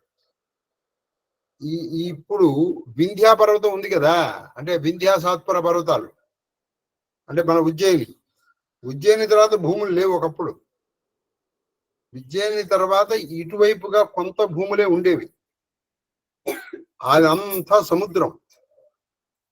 అది ఏం జరిగేది, అంగారా ల్యాండ్, గోంద్వానా ల్యాండ్ ఇలా వెనక్కి జరుగుతూ ఉండేవి. దాన్ని ఏంటారంటే ప్లేట్స్ అంటారు. ఈ ప్లేట్ వల్ల ఇది ఇలా జరుగుతూ ఉండే వెనక్కి వచ్చేటప్పటికి తెతిస్సి ఏమైంది, ఇప్పుడు మధ్యలో ఇలా ఉందనుకోండి, నీకు నేను చెప్పేటప్పుడు ఎగ్జాంపుల్ ఇలా చెప్తాను. ఇలా ఉంది, మీకు కనిపిస్తూ ఉంటుంది అనుకుంటున్నా బహుశా. ఈ కనిపించే దాన్ని ఈ కొంచెం వెనక్కి జరిగేటప్పటికి మధ్యలో ఉన్నది కూడా ఇలా స్ప్రెడ్ అవుతుంది. ఈ మళ్ళీ దగ్గరకు వచ్చేటప్పటికి ఏమవుతుంది, కంప్రెస్ అయిపోతుంది. 2 భూములు ఉన్నాయి, మధ్యలో ఒకటి ఉంది. ఇవి వెనక్కి వెళ్ళిపోతే ఇట్లా స్ప్రెడ్ అవుతుంది. ఇలా దగ్గరకు వచ్చేటప్పటికి కంప్రెస్ అవుతుంది. ఈ ఫోర్సులు బాగా ఎక్కువైనాయి, బాగా ఇలా వెళ్ళటం, ఇలా రావటం, ఇలా రావటం. ఈ మొత్తం నీళ్ళన్నీ పైకి లేచి ఈ సునామీ వల్ల ఈ అరావళి మౌంటైన్స్ ఇటు పడ్డాయి. ఈ రాళ్ళ మీద ఈ మొత్తం ఈ నీళ్ళు వెళ్ళి పైన పడ్డాయి. పైకి వెళ్ళేటప్పటికి ఏం జరుగుతుందంటే, ఫర్ ఎవరీ 1000 మీటర్స్ అంటే 1 కిలోమీటర్ మనం పైకి వెళ్తే 6 డిగ్రీల సెంటీగ్రేడ్ తగ్గుతుంది. అందుకే మనం పైకి వెళ్ళిన కొద్దీ టెంపరేచర్ తగ్గుతుంది. ఇవి ఎంత పైకి వెళ్ళాయి, దాదాపు 5000 మీటర్లు, అంటే 5 కిలోమీటర్ల పైకి వెళ్ళింది. 5000 మీటర్ల పైకి వెళ్ళినా అంటే 5 6 30 డిగ్రీలు తగ్గింది. అంటే అక్కడ ఏం జరిగింది, 0 డిగ్రీస్ అయింది. ఈ నీళ్లు 0 డిగ్రీస్కి వెళ్ళినప్పటికీ అక్కడ అదేమైపోయింది, నీళ్లు కాస్త స్నో అయిపోయింది. ఈ రాళ్ల మీద ఈ స్నో పడింది, అందుకని హిమాలయాలు అలా ఏర్పడ్డాయి. అవి హిమాలయాలుగా అప్పుడు ఏర్పడ్డాయి. దీనికి ఏం సార్ మీరు ఇంత కథ చెప్తాను, నిజం ఏంటంటే ఈ రోజు కూడా పర్వతారోహులకు వెళ్తే ఈ సీ యానిమల్స్ స్కిన్స్ ఉన్నాయి చూసావా, అవి అక్కడ కనిపెడతాయి. అవి బాగా గట్టిపడి అవే సాలగ్రామాలుగా మారాయి.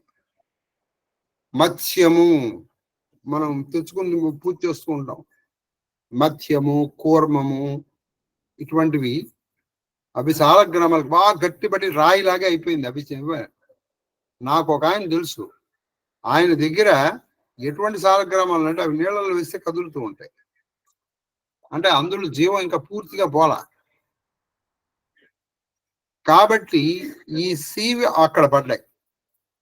ఇది ఎప్పుడైతే ఇలా పైకి వెళ్ళిపోయి మౌంట్ పడిందో అక్కడేమో హిమాలయాలు వచ్చాయి, ఇక్కడేమో డక్కన్ ప్లాట్ ఉంది, ఈ మధ్య ఖాళీ ప్రదేశం ఏర్పడింది. ఆ ఖాళీ ప్రదేశంలోనే ప్రస్తుతం ఇండో గ్యాంజెటిక్ ప్లెయిన్స్ గంగా మైదానం ఏర్పడింది. అప్పుడు గంగ వచ్చింది, అదొక గంగా అవతారం మనం కథ ప్రకారం చెప్తున్నాం.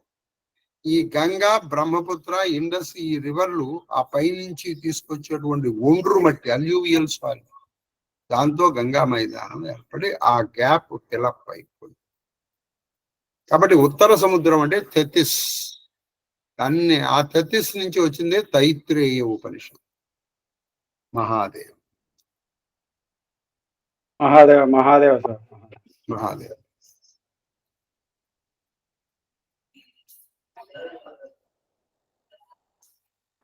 మహాదేవ మహాదేవ మహాదేవ గురువు గారు. మహాదేవ్ మహాదేవ్ మహాదేవ తల్లి శ్రీలలిత. మహాదేవ గురువు గారు. మహాదేవ్. తమ్ముడు గారు దయచేసి నమస్కారం. మా అక్కయ్య గారు. మహాదేవ్ మహాదేవ్ మహాదేవ్ మహాదేవ్ మహాదేవ్ మహాదేవ్ మహాదేవ్ గురువు గారు. మహాదేవ్ మహాదేవ్ మహాదేవ్ రాంప్రసాద్ గారు. మహాదేవ్.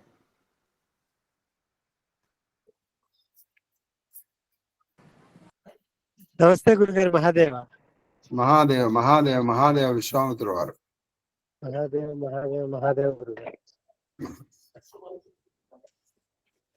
మహాదేవ్ గురుగారు. మహాదేవ్ మహాదేవ్ మహాదేవ్ మహాదేవ్ మహాదేవ్ మహాదేవ్ నాయన రవిచంద్ర.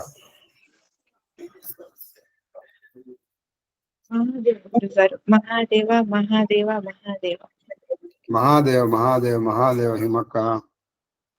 మహాదేవ.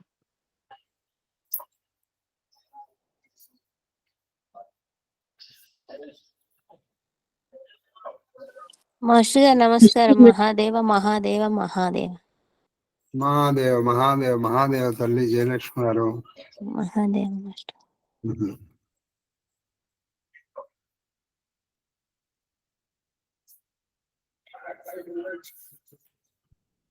చూస్తాము. హిమాలయాలు ఎలా వచ్చాయి చెప్పు.